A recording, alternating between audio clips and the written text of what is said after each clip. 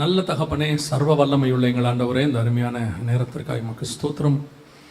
கிருபையுள்ள கரத்தில் எங்களை தாழ்த்துகிறோம். மகிமையின் தேவன் இம்மட்டுமாய் எங்கள் மத்தியிலே துதிகளினாலும் ஸ்தோத்திரங்களினாலும் ஆராதனைகளினாலும் நீர் மகிமைப்பட்டபடினாலும் உமக்கு நன்றி. இப்பொழுதும் நீர் எங்களோடு கூட பேசுகிறதான ஒரு நேரம் ஆண்டவரே. உம்முடைய வார்த்தைகளை அனுப்புவீராக ஆண்டவரே. வார்த்தையினால் புடமிடுவீராக, வார்த்தையினால் ஆசிர்வதிப்பீராக, வார்த்தையினால் எங்களை விருத்தியாக்குவீராக ஆண்டவரே. வார்த்தையினால் எங்களை உருவாக்குவீராக. உடைய கிருபையுள்ள கரத்தில் எங்களை தாழ்த்துகிறோம். நீங்க பேசுங்க, நீங்க இடைபடுங்க. எங்கள் ஆண்டவர் இயேசு கிறிஸ்துவின் நாமத்தில் பிதாவே, அல்லேலூயா.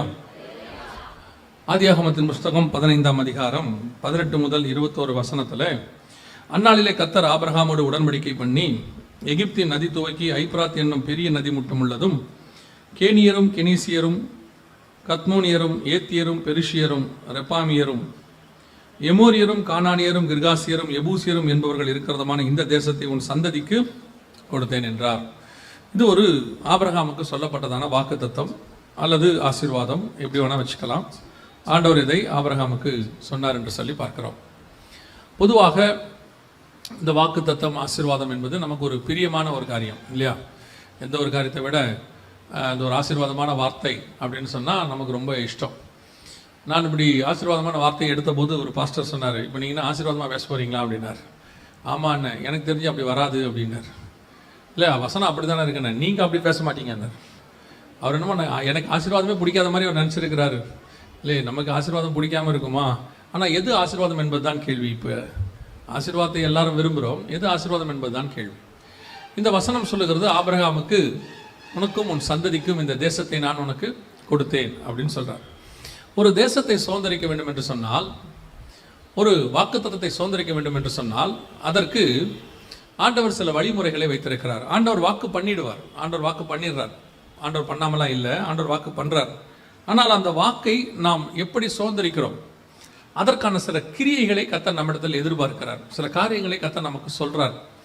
இந்த கடைசி காலத்தில் இருக்கிற மிக மோசமான அல்லது தவறான உபதேசங்களில் ஒன்று என்னன்னா, நீங்கள் என்ன ஒன்றுமே பண்ண வேண்டாம், கர்த்தர் உங்களுக்கு ஆசீர்வாதத்தை கொடுத்துருவாரு அப்படின்னு சொல்கிறாங்க. அப்படி எனக்கு தெரிஞ்சு வேதத்தில் ஒன்று கூட இல்லை, ஒரு விஷயம் கூட கிடையாது. ஏன்னு சொன்னால், எல்லாத்துக்கும் ஏதோ ஒரு கிரியையை கர்த்தர் நம்மிடத்தில் எதிர்பார்க்கிறார். நம்மகிட்ட இல்லாமல் கர்த்தர் அதை செய்யறதில்லை. கிரியை இல்லா விசுவாசம் செத்தது.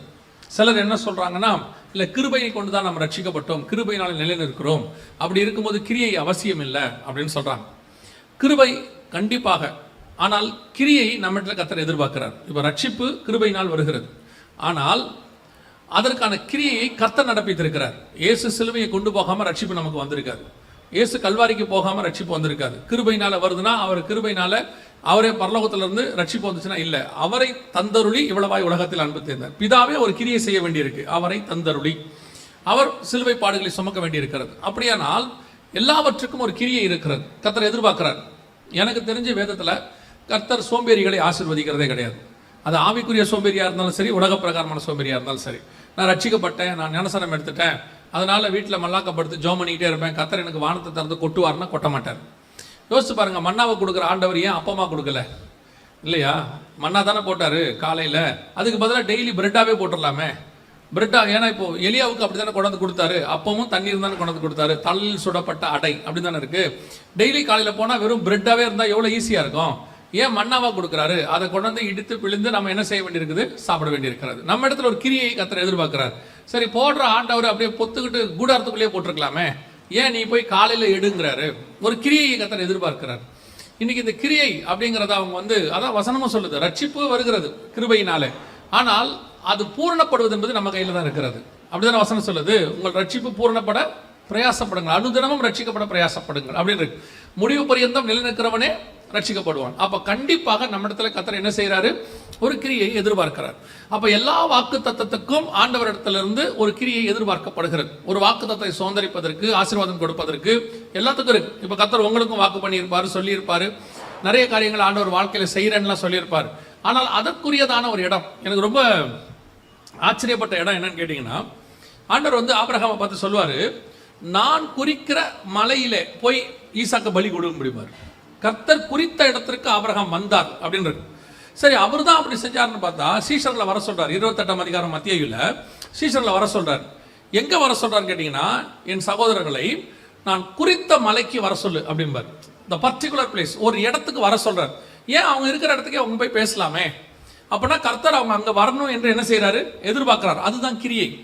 அவர் இருக்கிற இடத்துக்கு வந்து பேசுற ஆண்டவர் சில நேரத்துல அவர் குறிக்கிற இடத்துக்கு வர சொல்றார். அந்த மாதிரி கர்த்தர் நம்ம கிட்ட சில கிரியை எதிர்பார்ப்பார். இல்லாம அது நடக்காது.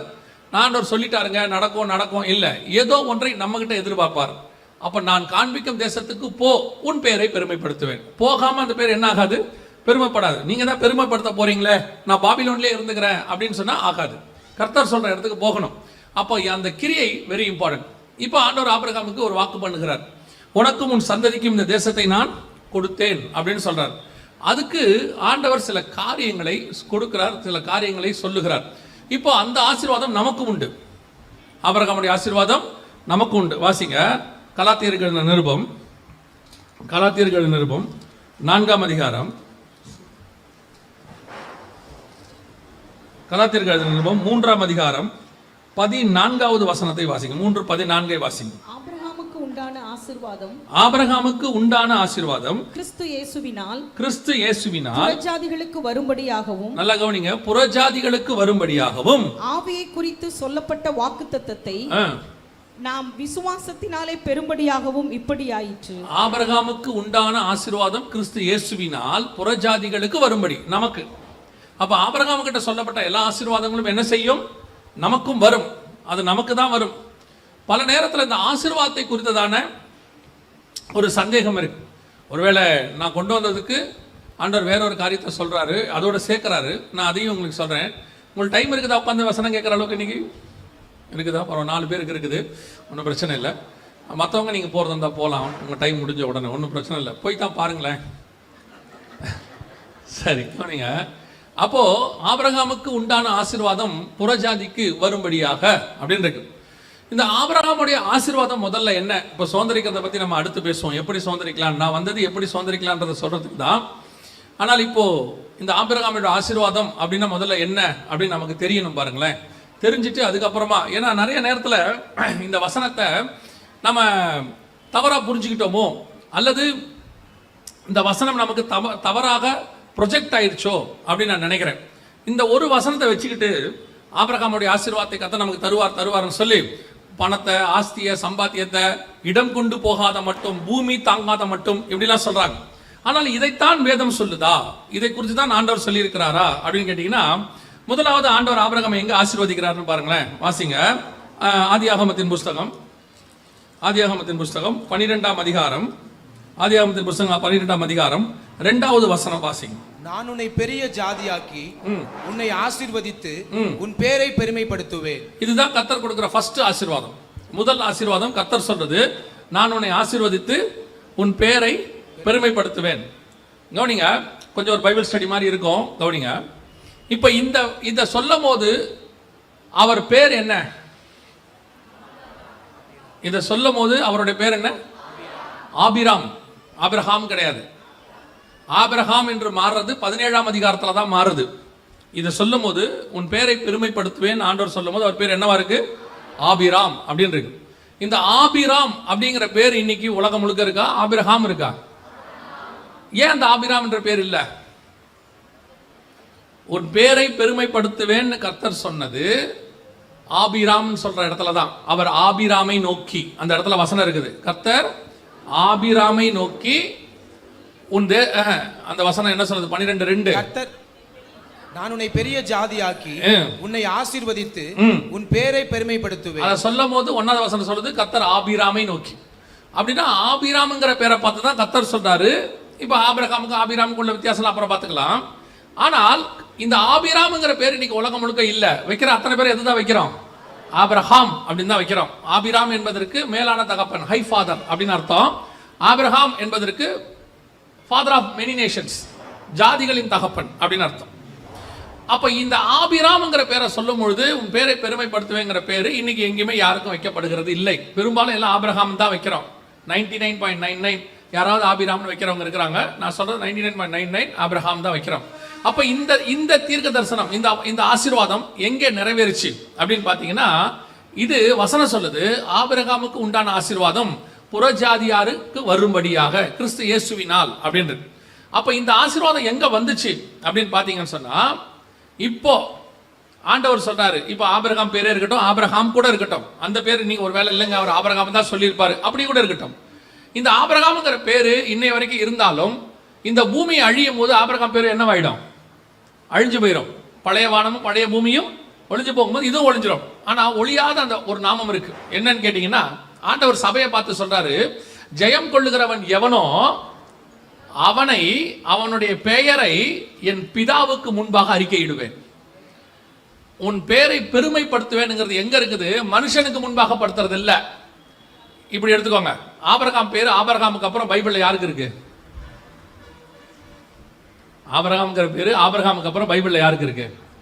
புதிய ஏற்பாடு முடிகிற வரைக்கும் யாருக்கும் இல்லை, அப்படிதானே? 4000 வருஷமா பைபிள்ல வேற யாருக்குமே அந்த பேர் வைக்கப்படலை. நம்ம வைக்கிறோம், அது வேற விஷயம், அங்க வைக்கப்படலை. இப்போ இந்த உலகம் அழியும் போது அந்த பேரும் அழிஞ்சிரும். ஆனா வசனம் சொல்லுது, உன் பேரை நான் எங்க பெருமைப்படுத்துவேன்னா இங்க இல்ல, இந்த பூமியில பெருமைப்படுத்துறது பெரிய விஷயமே இல்ல. உலகத்தான் பேர் கூட பெருமையாச்சு. அலெக்சாண்டர் பேர் இன்னைக்கு வரைக்கும் இருக்கு, அப்படிதானே? மகா அலெக்சாண்டர், அவர் கிமு 3ஆம் நூற்றாண்டுல வாழ்ந்தவர். இன்னைக்கு வரைக்கும் அவர் பேர் இருக்கா இல்லையா? அவர் பிலீவரே கிடையாது. நான் சொல்ல உங்களுக்கு புரியுதா? எத்தனையோ நான் பிலீவர் பேர் கூட என்ன இருக்கு பூமியில, பெருசா தான் இருக்குது. அப்ப கர்த்தர் உண்மையிலே உன் பேரை பெருமைப்படுத்துவது எங்கன்னா இங்க இல்ல, பிதாவுக்கு முன்பாக நம்முடைய பேரை கர்த்தர் பெருமைப்படுத்துவார். அதுதான் உன் பேரை நான் பெருமைப்படுத்துவேன். எங்க சொல்வாரு? ஜெயம் கொள்ளுகிறவன் எவனோ அவனுடைய நாமத்தை என் பிதாவுக்கு முன்பாக நான் அறிக்கையிடுவேன். அங்க போய் பிதா கிட்ட சொல்வாரா, இந்த பயதான் ஆண் நமக்காக இவ்வளவு காரியங்கள் பூமியில செஞ்சான், நமக்காக இவ்வளவு காரியத்தை செஞ்சுட்டு. இதை அவர் சொல்லும் போது டோட்டல் ஹெவனும் கவனிக்கும். ஏன்னா இயேசு பேசுறாருன்னா ஹெவன் கவனிக்கும். கோடான கோடி தூதர்களுக்கு முன்பாக, பரிசுத்தவான்களுக்கு முன்பாக, பிதாவுக்கு முன்பாக அந்த இடத்துல உங்க பேரையும் என் பேரையும் கர்த்தர் பெருமைப்படுத்துவார். இதுதான் அவனுக்கு உண்டான ஆசீர்வாதம், இயேசுவின் வழியாய் புறஜாதிக்கு வர்றது. இப்ப புரியுதா? ரெண்டாவது அவர் சொல்றாரு, 14ஆம் அதிகாரத்துல அப்பமும் ரசமும் கொண்டு வந்து அவர் கொடுப்பார். உங்களுக்கு தெரியும், 18-19 வசனம் வாசிங்க. 14, 18, 19.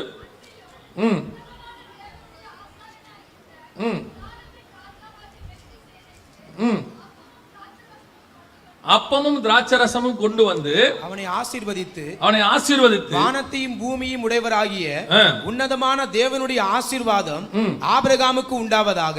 நல்ல கவனிங்க, இந்த கம்யூனியன் ரெண்டாவது, இந்த ஆசீர்வாதமும் ஆபிரகாமுடைய சந்ததி ஆகிய இஸ்ரவேலர்களுக்கு போகவே இல்லை. இது நின்னு போச்சு. அது திருப்பி இயேசு கிறிஸ்து எடுத்து புறஜாதியராகிய உங்களுக்கும் எனக்கும் தான் கொடுத்திருக்கிறார். 1 கொரிந்தியர் 11 வசனம் சொல்லுது, உங்களுக்கு ஒப்புவித்ததை கர்த்தரிடத்தில் பெற்றுக்கொண்டேன். அப்ப கம்யூனியன் யாருக்கு வந்துச்சு? யாருக்கு வந்துச்சு? புறஜாதியாருக்கு, கொரிந்தியருக்கு தான் எழுதப்படுது. அப்படின்னா என்ன அர்த்தம்? ஆபிரகாமுக்கு கொடுக்கப்பட்ட அந்த ஆசீர்வாதம், அப்பமும் ரசமும் கிறிஸ்து இயேசுவின் வழியாக, ஆண்டவர் வழியாக புறஜாதியாக நமக்கு அது வந்திருக்கிறது. இந்த ஆசீர்வாதமும் நமக்கு தான் வந்துச்சு. மூணாவது 22ஆம் அதிகாரம் 17வது வசனம்.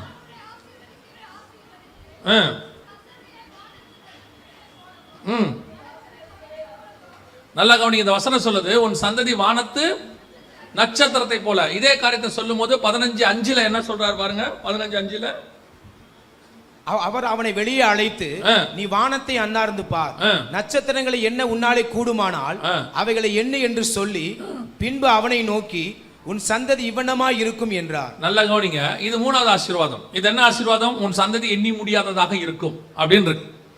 சரி, இந்த ஆசீர்வாதம் இஸ்ரவேலுக்குரியதா அப்படின்னு பாத்தீங்கன்னா, வெளிப்படுத்தல் 7ஆம் அதிகாரம் 1 முதல் 8 வசனத்துல கடைசியா ஆயிடவர் அரசாட்சியில இருக்க போகிற இஸ்ரவேலுடைய எண்ணிக்கையை எண்ணிடுவார் ஆண்டவர். ஒவ்வொரு கோத்திரத்திலிருந்தும் 12,000 இருக்கும். 12 கோத்திரத்திலிருந்து 1,44,000 பேரை பத்தி 7ஆம் அதிகாரம் 1 முதல் 8 வசனத்துல இருக்கும். அப்படின்னா இஸ்ரவேலுடைய கோத்திரத்தை எண்ணியாச்சு. எண்ணி முடியாததாக இருக்கும் அப்படிங்கிறது எண்ணப்பட்டு விட்டது. எங்கன்னா வெளிப்படுத்தல் 7:1 முதல் 8. அப்போ உன் சந்ததி வானத்து நட்சத்திரத்தை போல எண்ணி முடியாதாக இருக்கும் சொன்னது யாரை பத்தினா, அதே வெளிப்படுத்தல் 7ஆம் அதிகாரம் 9ஆம் வசனத்துல, இவைகளுக்கு பின்பு நான் பார்த்தபோது சகல கோத்திரத்திலிருந்தும் ஜாதிகளிலிருந்தும் பாஷைக்காரர்களிருந்தும் மீட்கப்பட்டதும் ஒருவரும் எண்ணக்கூடாததுமாகிய திரளான கூட்டமாகிய திரளான கூட்டமாகிய ஜனம், இவர்கள் யார் என்று சொல்ல கேட்டேன். பின்னாடி கீழே இருக்குது, இவர்கள் ஆட்டுக்குட்டியின் ரத்தத்தினால் தங்கள் வஸ்திரங்களை தோய்த்து வெளுத்தவர்கள். இதுவும் புறஜாதியாரை குறித்து, உங்களை குறித்தும் என்னை குறித்து தான் சொல்லப்பட்டிருக்கிறது. ஆபிரகாமுக்கு உண்டான ஆசீர்வாதம் இயேசு கிறிஸ்துவின் வழியாக புறஜாதியாருக்கு வந்துடுச்சு. எல்லா ஆசீர்வாதமும் ஆபிரகாமுக்கு சொன்னது உங்களையும் என்னையும் நினைச்சுதான் கர்த்தர் சொன்னார். அது புறஜாதியாருக்கு என்று சொல்லப்பட்டது. எண்ணி முடியாத ஒரு பெரிய கூட்டம், அப்பமும் ரசமும், பேரை பெருமைப்படுத்துவேன், எதெல்லாம் ஆபிரகாமுக்கு ஆசீர்வாதம் கர்த்தர் சொன்னாரோ அதெல்லாம் சுதந்திரிச்சது நம்ம கூட்டம், நம்மளதான் இருக்குது. இன்னைக்கு நிறைய பேர் இதை ஸ்பிரிச்சுவல் பிளெஸிங்கா பார்க்காம உலக பிளெஸிங்கா பார்க்கறாங்க. வேர்ல்ட்லி பிளெஸிங், ஆண்டவர் எண்ணி முடியாத கூட்டமா இருக்கும்னு சொன்னாரு, அப்புறம் வந்துட்டு உனக்கு இந்த தேசத்தை கொடுப்பேன்னு சொன்னாரு. எதை வேணா எடுத்துக்கோங்க. இந்த தேசத்தை பத்தி பேசினா அந்த தேசமான்னு பாத்தீங்கன்னா பூமிக்குரிய தேசத்தை பத்தி இருக்காது. அது வசனம் சொல்லும், பரலோகத்தை பத்தி இருக்கும். எல்லாமே ஆபிரகாமின் ஆசீர்வாதம் அப்படின்னு ஆண்டவர் சொல்றது அத்தனையுமே புறஜாதியாருக்கு கொடுக்கப்படுகிறது. உங்களுக்கும் எனக்குமான ஒரு ஆசீர்வாதமாக இருக்கிறது. அப்படின்னா இதை சுதந்திரிப்பது எப்படி? இப்ப புரிஞ்சுக்கோங்க, ஆசீர்வாதம் என்பது நாட் அபவுட் மெட்டீரியல், இது ஃபுல்லி பேஸ்ட் ஆன் ஸ்பிரிச்சுவல். அப்போ உலக பிரகாரம் ஆசீர்வாதம் கிடையாதா அப்படின்னு கேட்டீங்கன்னா வசனம் தெளிவா சொல்லுது, முதலாவது தேவனுடைய ராஜ்யத்தையும் அவர் நீதியையும் தேடுங்கள், பின்பு இவை யாவும் உங்களுக்கு கூட கொடுக்கப்படும். தானா வரும். இதை நீங்க கேட்க வேண்டிய அவசியமே இல்லை. இப்ப என்ன சொல்றோம்? இல்ல கேளுங்கள் அப்பொழுது உங்கள் சந்தோஷம் நிறைவாக இருக்கும்படி உங்கள் பரமபிதா கொடுப்பாருன்னு இருக்குது. எதை பத்தி இருக்குதுன்னு பாருங்க. நீங்கள் கேளுங்கள், அதுக்கு முன்னாடி ஆண்டவர் சொல்றாரு, மீன் கேட்டால் பாம்பை தருவாரோ, எல்லாத்தையும் சொல்லிட்டு நீங்கள் கேளுங்கள் அப்பொழுது உங்கள் பரமபிதா தருவாரு. எதை பத்தி தருவாரு? லூக்கால சொல்லுது, நீங்கள் கேளுங்கள் உங்கள் சந்தோஷம் நிறைவா இருக்கும்படி பரமபிதா பரிசுத்த ஆவியை தருவார்னு இருக்கு. இதைத்தான் இதே வசனத்துல நம்ம வாசிச்சோம். கலாத்தியர் 3ல ஆபிரகாமுக்கு உண்டான ஆசீர்வாதம் இயேசு கிறிஸ்துவின் வழியாக புறஜாதியாருக்கு வரும்படியாகவும் பரிசுத்த ஆவியை குறித்த வாக்கு தத்தத்தை நாம் விசுவாசத்தினாலே பெரும்படியாகவும் இப்படி ஆயிற்று. அப்படின்னா என்ன அர்த்தம்? ஆசீர்வாதம், வாக்குத்தத்தம் எல்லாமே ஸ்பிரிச்சுவல், எல்லாமே கீழானவைகள், மேலானவைகள். இன்னைக்கு சபை இந்த கீழானத்தை நோக்கி திரும்பிடுச்சு, மெட்டீரியலிஸ்டிக்கா மாறிடுச்சு.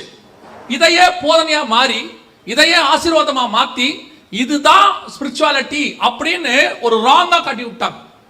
சோ இப்ப நம்ம முழுக்க எதுக்கு பின்னாடி ஓடிட்டு இருக்கிறோம்? கால் மிதிக்கும் தேசத்தை தருவார். என்ன சொல்றாரு? மிதிக்கிற தேசத்தை தருவார். நீங்க யோசித்து பாருங்க, கால் மிதிக்கிற தேசத்தை தருவார் ஆண்டவர் சொன்னாரு. இப்போ இங்க இந்தியாவில் கிறிஸ்தவம் வளர்ந்துருக்குதா குறைஞ்சிருக்குதான்னு கேட்டா, இந்தியா நம்ம கைக்கு 2000 வருஷத்துல வந்திருக்குதானா? வராது. ஏன்னா அவர் பேசுனது இந்திய தேசத்தை குறிச்சு அல்ல, அவர் பேசுனது பரலோகத்தை குறிச்சு. அவன் அதையெல்லாம் அதிலும் மேன்மையான பரம தேசத்தை அவன் நாடினான்.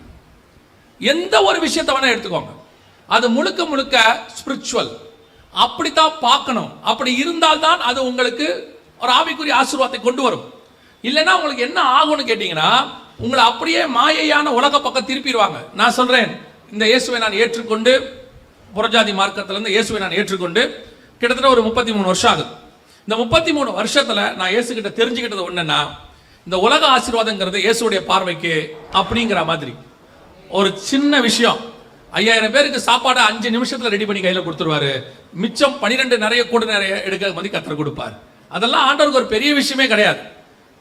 அதுக்காக நாம இவ்வளவு கஷ்டப்படணும்னு அவசியமே இல்லை. அதுக்காகத்தான் இயேசு சிலுவைக்கு போகணுன்ற அவசியமும் இல்லை. நம்மளை பணக்காரராக்கிறதுக்கு அவர் ஏன் வந்து இங்க சிலுவைக்கு போனோம்? நிறைய பேர் போதிக்கிறாங்க, நம்ம ஐஸ்வர்யனாக்கும்படி அவர் தரித்திரர் ஆனார். ஏன் அதுக்கு முன்னாடி எல்லாம் ஏழையா இருந்தாங்களா? பவுல் ஏழையா இருந்தாரு. அதுக்கு முன்னாடி பவுல் பணக்காரனா தானே இருந்தாரு. கொர்னேலியஸ் ஏழையா இருந்தாரா? அவரை பணக்காரராக்கிறதுக்கு இயேசு சிலுவைக்கு போனாரான்னா, இயேசுக்காக அவங்க ஏழை ஆயிட்டாங்க. அவங்க இயேசுக்காக எல்லாவற்றையும் நஷ்டமும் குப்பையும் என்று விட்டாங்கன்ற ஒழிய நமக்காக அவர் அப்படி. அப்ப அந்த வசனத்துக்கான அர்த்தம் வேற. நம்ம ஐஸ்வர்யனாக்கும்படி சிமரான் சபைக்கு சொல்றாரு, நீ உனக்கு இருக்கிற நீ ஐஸ்வர்யம் உள்ளவனா இருந்தும் உனக்கு இருக்கும் தரித்திரத்தை நான் அறிந்திருக்கிறேன். அவர் பேசுறது ஸ்பிரிச்சுவாலிட்டி. இன்னைக்கு சபை வசனத்தை ஸ்பிரிச்சுவலா பார்க்காம லிட்டரலா அப்படியே எடுத்துக்கிச்சு. அதனுடைய விளைவு என்ன ஆயிருச்சு? ஸ்பிரிச்சுவல் வெளிப்பாடு கிடைக்காம போயிருச்சு. சர்ச்சுக்கு சபை பூமிக்குரியதை நோக்கியே ஓடுது. இதுக்கு பின்னாடியே இருக்கு. அதனுடைய விளைவாக ஆவிக்குரிய ஆசீர்வாதத்தை சுதந்திரிக்கவே முடியல கடந்த 30-40 வருஷமா. அதுக்கு முன்னாடி அப்படி இல்ல. இதுக்கு முன்னாடி இருந்த பரிசுத்தவான்கள் ஸ்பிரிச்சுவாலிட்டி தான் கான்சென்ட்ரேட் பண்ணாங்க, வேர்ல்ட்லியா கான்சென்ட்ரேட் பண்ணல. அவங்க முழுக்க ஸ்பிரிச்சுவாலிட்டியை கான்சென்ட்ரேட் பண்ணாங்க. வேர்ல்ட்லியாவும் கர்த்தர் அவங்களை ஆசீர்வதிச்சார், பிளஸ் பண்ணார். என்ன வேணுமோ அதை கர்த்தர் கொடுத்தார். அவங்கள ஒன்னும் ஆண்டவர் கொடுக்காமலாம் விடல. இன்னைக்கு நீங்க எதுக்கு பின்னாடி ஓடுறீங்க? உங்களுக்கு 23ஆம் சங்கீதம் தெரியும்னு நினைக்கிறேன். நீங்க மறந்துருக்க மாட்டீங்க யாரும். நீங்க மறக்காத ஒரே சங்கீதம் அதான் வச்சுக்கோங்களேன். அந்த சங்கீதம் என்ன சொல்லுது? கர்த்தர் என் அவர் என்னை புல்லுள்ள இடங்களில் அமர்ந்த தண்ணீர் அண்டைக்கு. கடைசியா அந்த அதிகாரம் எப்படி முடியுதுன்னா, நன்மையும் கிருபையும் என் ஜீவனுள்ள நாளெல்லாம் நன்மையும் கிருபையும் என்னை தொடரும். அதோட அர்த்தம் என்னன்னா, கர்த்தர் மேய்க்கிற இடத்துல நான் மேய்ஞ்சிக்கிட்டே இருப்பேன், நன்மையும் கிருபையும் பின்னாடி வந்துகிட்டே இருக்கும்னு அர்த்தம். அவ்வளவுதான். இன்னைக்கு நீங்க என்ன பண்றோம்? நாம எல்லாரும் நன்மையை கிருபையை தேடி ஓடிக்கிட்டு இருக்கிறோம். கர்த்தர் பின்னாடி வர மாட்டார். கர்த்தர் சொல்ற இடத்துல நம்ம மேய்ஞ்சிக்கிட்டே இருந்தோம்னா நன்மையும் கிருபையும் பின்னாடி தானா வரும். அந்தந்த காலகட்டத்தில் அது தானா வரும். நம்ம கேட்க வேண்டியதே இல்லை. அப்பப்போ என்னென்ன வேணுமோ அதை ஆண்டவர் கொடுத்து ஆசீர்வதிக்க வல்லமை உள்ளவராக இருக்கிறார். அல்லேலூயா. அப்ப நம்முடையதான தேவை என்ன? அதுதான் எது உண்மையான ஆசீர்வாதம், அதை நீங்க புரிஞ்சுக்கணும். இப்போ அந்த ஆசீர்வாதத்தை அதை பெற்றுக்கொள்வதற்கு, அந்த மெய்யான ஆசீர்வாதத்தை பெற்று இப்போ உங்களுக்கு புரிஞ்சிருக்கும். ஆபிரகாமுக்கு ஆண்டவர் எதெல்லாம் சொன்னாரோ எல்லாமே எதை பத்தி இருக்குது? ஸ்பிரிச்சுவாலிட்டி, மேலானவைகளை குறித்து இருக்கு. இப்போ இங்க ஆண்டவர் ஒரு வார்த்தை சொல்றாரு. ஆதியாகமத்தின் புஸ்தகம் 15ஆம் அதிகாரம் நான் வாசிச்ச வசனத்துல, நீ நிற்கிற இந்த தேசத்தை, இந்த பூமியை உனக்கும் உன் சந்ததிக்கும், இந்த தேசத்தை உன் சந்ததிக்கு கொடுத்தேன் என்றார். இதை சுதந்திரிப்பதற்கு, இந்த தேசத்தை சுதந்திரிப்பதற்கு ஆபிரகாம் என்னென்னலாம் செய்தார், ஆண்டவர் என்ன காரியம் சொல்றாரு, அவர் சந்ததி என்ன செஞ்சுச்சு, அதைத்தான் நாம இன்னைக்கு பார்க்க போகிறோம். ஆக்சுவலா இதுதான் நீங்க உங்களோட கூட பேச வேண்டியதான மிக முக்கியமான செய்தியாக இருந்துச்சு. என்ன எப்படி சுதந்திரிப்பதற்கு அவர்கள் என்ன செய்தார்கள் அப்படின்னு சொன்னா, முதலாவது வாசிங்க ஆதியாகமத்தின் புஸ்தகம் 13ஆம் அதிகாரம். ஆதியாகமத்தின் புஸ்தகம் 13ஆம் அதிகாரம் 17வது வசனத்தை வாசிங்க. நீ எழுந்து தேசத்தின் நீளமும் அகலமும் எம்மட்டோ அம்மட்டும் நடந்து திரி, உனக்கு அதை தருவேன் என்றார். உனக்கு அதை தருவேன் என்றார். நல்ல கவனிங்க. முதலாவதாக ஆண்டவர் தேசத்தை சுதந்திரிப்பதற்கு கர்த்தர் கொடுக்கிற ஃபர்ஸ்ட் வேலை என்ன அப்படின்னா, நீ தேசத்தின் நீளம் அகலம் எந்த மட்டோ அந்த மட்டும் நடந்து திரி, அதை நான் உனக்கு தருவேன் என்றார். அப்ப நல்லா புரிஞ்சுக்கொள்ளுங்க. ஆண்டவர் உங்களுக்கு வாக்கு பண்ணினதுக்கு முதலாவது நாம் செய்ய வேண்டியது என்ன அப்படின்னு கேட்டீங்கன்னா, நடந்து திரி அப்படின்னு சொல்றாரு. காட் நம்ம கிட்ட ஒரு கிரியை எதிர்பார்க்கிறான்னு சொன்ன இல்லையா, அதுல ஃபர்ஸ்ட் பாயிண்ட் நடந்து திரி. நீங்கள் அதுக்கு செய்ய வேண்டிய ஒரு வேலை இருக்கு. இதுல ரொம்ப ஆச்சரியப்படுற ஒரு விஷயம் இருக்கு. நான் அந்த வசனத்தை வாசிக்கும் போது ரொம்ப ஆச்சரியமா எனக்கு இருந்துச்சு. அதை நீங்க தொடர்ந்து வாசிங்க. தேசத்தின் நீளம் அகலம் மட்டும் அந்த மட்டும் நடந்து திரி, அதை நான் உனக்கு தருவேன் என்றார். இப்ப கர்த்தர் என்ன பண்றாரு? அதனுடைய எல்லைகளை சொல்றாரு. அது எல்லை என்ன அப்படின்னு ஆண்டவர் சொல்றாரு. 15ஆம் அதிகாரம் 18வது வசனம் வாசி. அந்நாளில் கர்த்தர் ஆபிரகாமுடைய உடன்படிக்கை பண்ணி எகிப்தின் நதி துவக்கி ஐபிராத் நதி என்னும் பெரிய நதி மட்டும் உள்ளதும், எகிப்தின் நதி துவக்கி ஐபிராத் நதி என்னும் பெரிய நதி உள்ளதும் கேனியரும். போதும். இப்போ ஒரு எல்லையை குறிக்கிறார். எகிப்தின் நதி துவக்கி ஐபிராத், யூப்ரட்டிஸ் அண்ட் நைல் ரிவரையும் யூப்ரட்டிஸையும் எல்லையா குறிக்கிறார். ரெண்டு பக்கம் குறிக்கிறார். ஆனா இவர் இருக்கிறது உங்க புரிதலுக்காக சொல்றேன். யூப்ரட்டிஸ்ங்கிறது ஈராக்ல இருக்கு, நைலுங்கிறது ஈஜிப்ட்ல இருக்கு. ஆனா இவர் இருக்கிறது ஈராக்ல, சாரி இஸ்ரேல்ல. இஸ்ரேலுக்குள்ள உட்கார்ந்து இருக்கிறாரு. உட்கார்ந்து இருக்கிறவர் பார்த்து கர்த்தர் சொல்ற வார்த்தை, நீ தேசத்தின் நீளம் அகலம் எந்த மட்டும் அந்த மட்டும் நடந்து திரி, அதை நான் உனக்கு தருவேன் அப்படிங்கிறார்.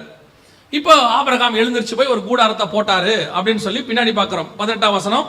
அப்புறம் ஆபிரகாம் பெயர்த்து கொண்டு போய் எப்ரோனில் இருக்கும் மம்ரேயின் சமபூமியில் குடியிருந்து அங்கே கர்த்தருக்கு ஒரு பலிபீடத்தை கட்டினான். ஆனா அலைஞ்சி திரிஞ்சானான்னு பாத்தீங்கன்னா இல்ல.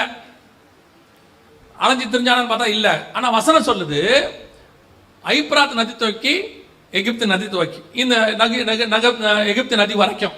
இது எங்க எப்போ இந்த வாக்குத்தத்தம் நிறைவேறுச்சு, எப்படி இவர் கால்குலேட் பண்றாரு, எப்படி கொடுத்தாரு அப்படின்னு பாத்தீங்கன்னு சொன்னா, ஏன் இவர் ஐபிராத் நதியை பிக்ஸ் பண்றாரு?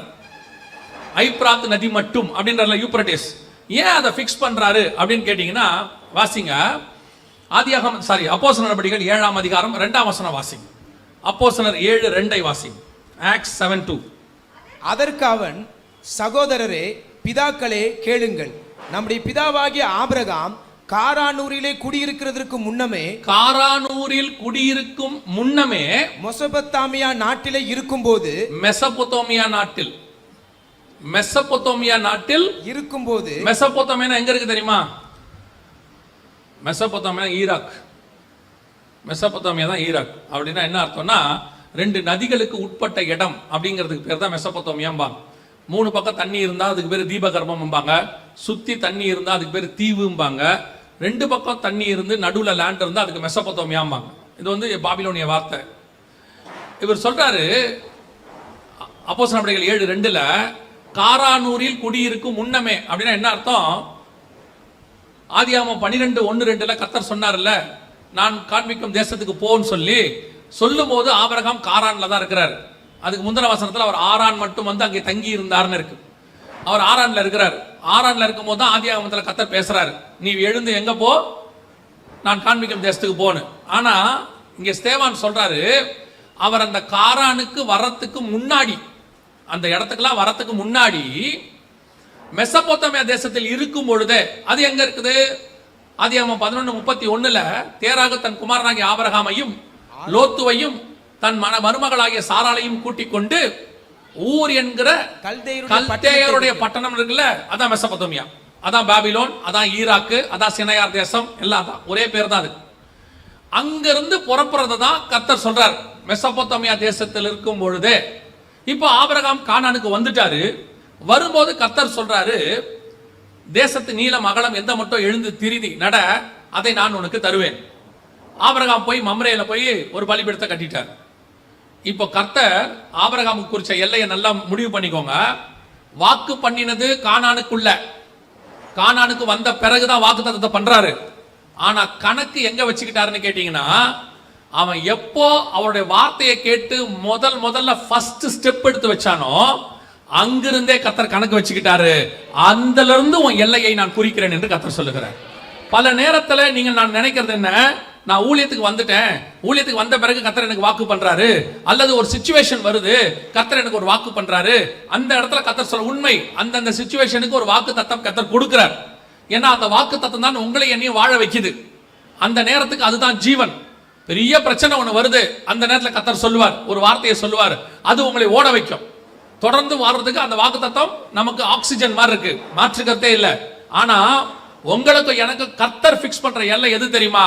இன்னைக்கு கொடுக்கிற வாக்கு தத்தம் அல்ல, இன்னைக்கு நடக்கிற சம்பவம் அல்ல. என்னைக்கு முதல்ல கர்த்தரை சொந்த ரட்சகராக ஏற்றுக்கொண்டு முதல் ஸ்டெப்பை வச்சோமோ அன்னைக்கே கர்த்தர் உங்களை என்னையும் கர்த்தர் முடிவு பண்ணிட்டார். அதுதான் எல்லைன்னு கர்த்தர் அன்னைக்கே வச்சுக்கிட்டார். நம்ம தான் நினைச்சுக்கிறோம் கர்த்தர் இப்ப நம்மள வேறு பிரிச்சாரு, இன்னைக்கு இன்று முதல் ஆசீர்வதிப்பார். ஆண்டவர் சொல்றத நம்ம எடுத்துக்கிறோம். எப்படி எடுத்துக்கிறோம்? அப்புறம் கேட்கிறோம், ஆண்டவருக்கு இன்னும் ஆண்டவர் சொல்லாம இருக்கிறாரு, செய்யாம இருக்கிறாரு. நான் இப்ப உங்களுக்கு சொல்றேன், வசனத்தின்படி சொல்றேன். எங்க நீங்க முதல் கீழ்ப்படிதல் செஞ்சீங்களோ 20 வருஷத்துக்கு முன்னாடி, 30 வருஷத்துக்கு முன்னாடி, முதல்ல என்னைக்கு கர்த்தருக்கு ஒப்பு கொடுத்தீங்களோ அந்த செகண்ட், அந்த கீழ்ப்படிதலை பரலோகம் கணக்கு வச்சுக்கிச்சு. ஒவ்வொரு ஸ்டெப்பையும் கர்த்தர் கணக்கு வச்சிருக்கிறார். அன்னையில இருந்து ஒரு ஸ்டெப். அவன் கானானுக்கு வந்துட்டான், இஸ்ரவேல்ல வந்து உட்கார்ந்துட்டான், கூடாரத்தை போட்டுட்டான். ஆண்டவரே எனக்கு தேசத்தை எப்போ தருவீங்கன்னு கேட்கிறான் 15ஆம் அதிகாரத்துல. அதுக்கு எல்லைய சொல்றாரு, சினையார் தேசத்துல, அதாவது ஐப்ராத் நதியில வச்சிருக்கிறப்பா. எப்படி சொல்றீங்க ஆண்டவரே? நீ என்னைக்கு முதல்ல எனக்கு கீழ்ப்படிஞ்சியோ அன்னையில இருந்து நீ என் கணக்குல வந்துட்டடா. உன்னை பொறுத்த வரைக்கும் தான் இன்னைக்கு ஆசீர்வாதம், என்னை பொறுத்த வரைக்கும் நீ என்னைக்கு எங்கிட்ட வந்தியோ அன்னையில இருந்தே உனக்கு ஆசீர்வாதம். அல்லேலூயா. அந்த தேவன் நம்முடைய தேவனாக இருக்கிறார். ஆபிரகாமின் ஆசீர்வாதம் புறஜாதியாருக்கு வரும்படிக்கு நீங்கள் நானும் என்னைக்கு முதல்ல இயேசுவை ஏத்துக்கிட்டோமோ அன்னையிலிருந்து ஆசீர்வாதத்துக்குள்ள தான் இருக்கிறோம், அன்னையிலிருந்து வாக்கு தத்தத்துக்குள்ள தான் இருக்கிறோம், அன்னையிலிருந்து அவருடைய எல்லைக்குள்ள தான் இருக்கிறோம். நாம நினைச்சுக்கிறோம் நடுவுல போறோம் வரோம். இதுல ஒரு இன்னொரு பெரிய விஷயம் என்ன தெரியுமா? அதே வசனத்துல திருப்பி சொல்றாரு பாருங்க, அந்த எல்லையை குறிக்கும் பொழுது ஆண்டவர் சொல்றது அந்த வார்த்தை பாருங்க, 15ஆம் அதிகாரத்துல அந்த வசனத்தை திருப்பி வாசிங்க. நீ எழுந்து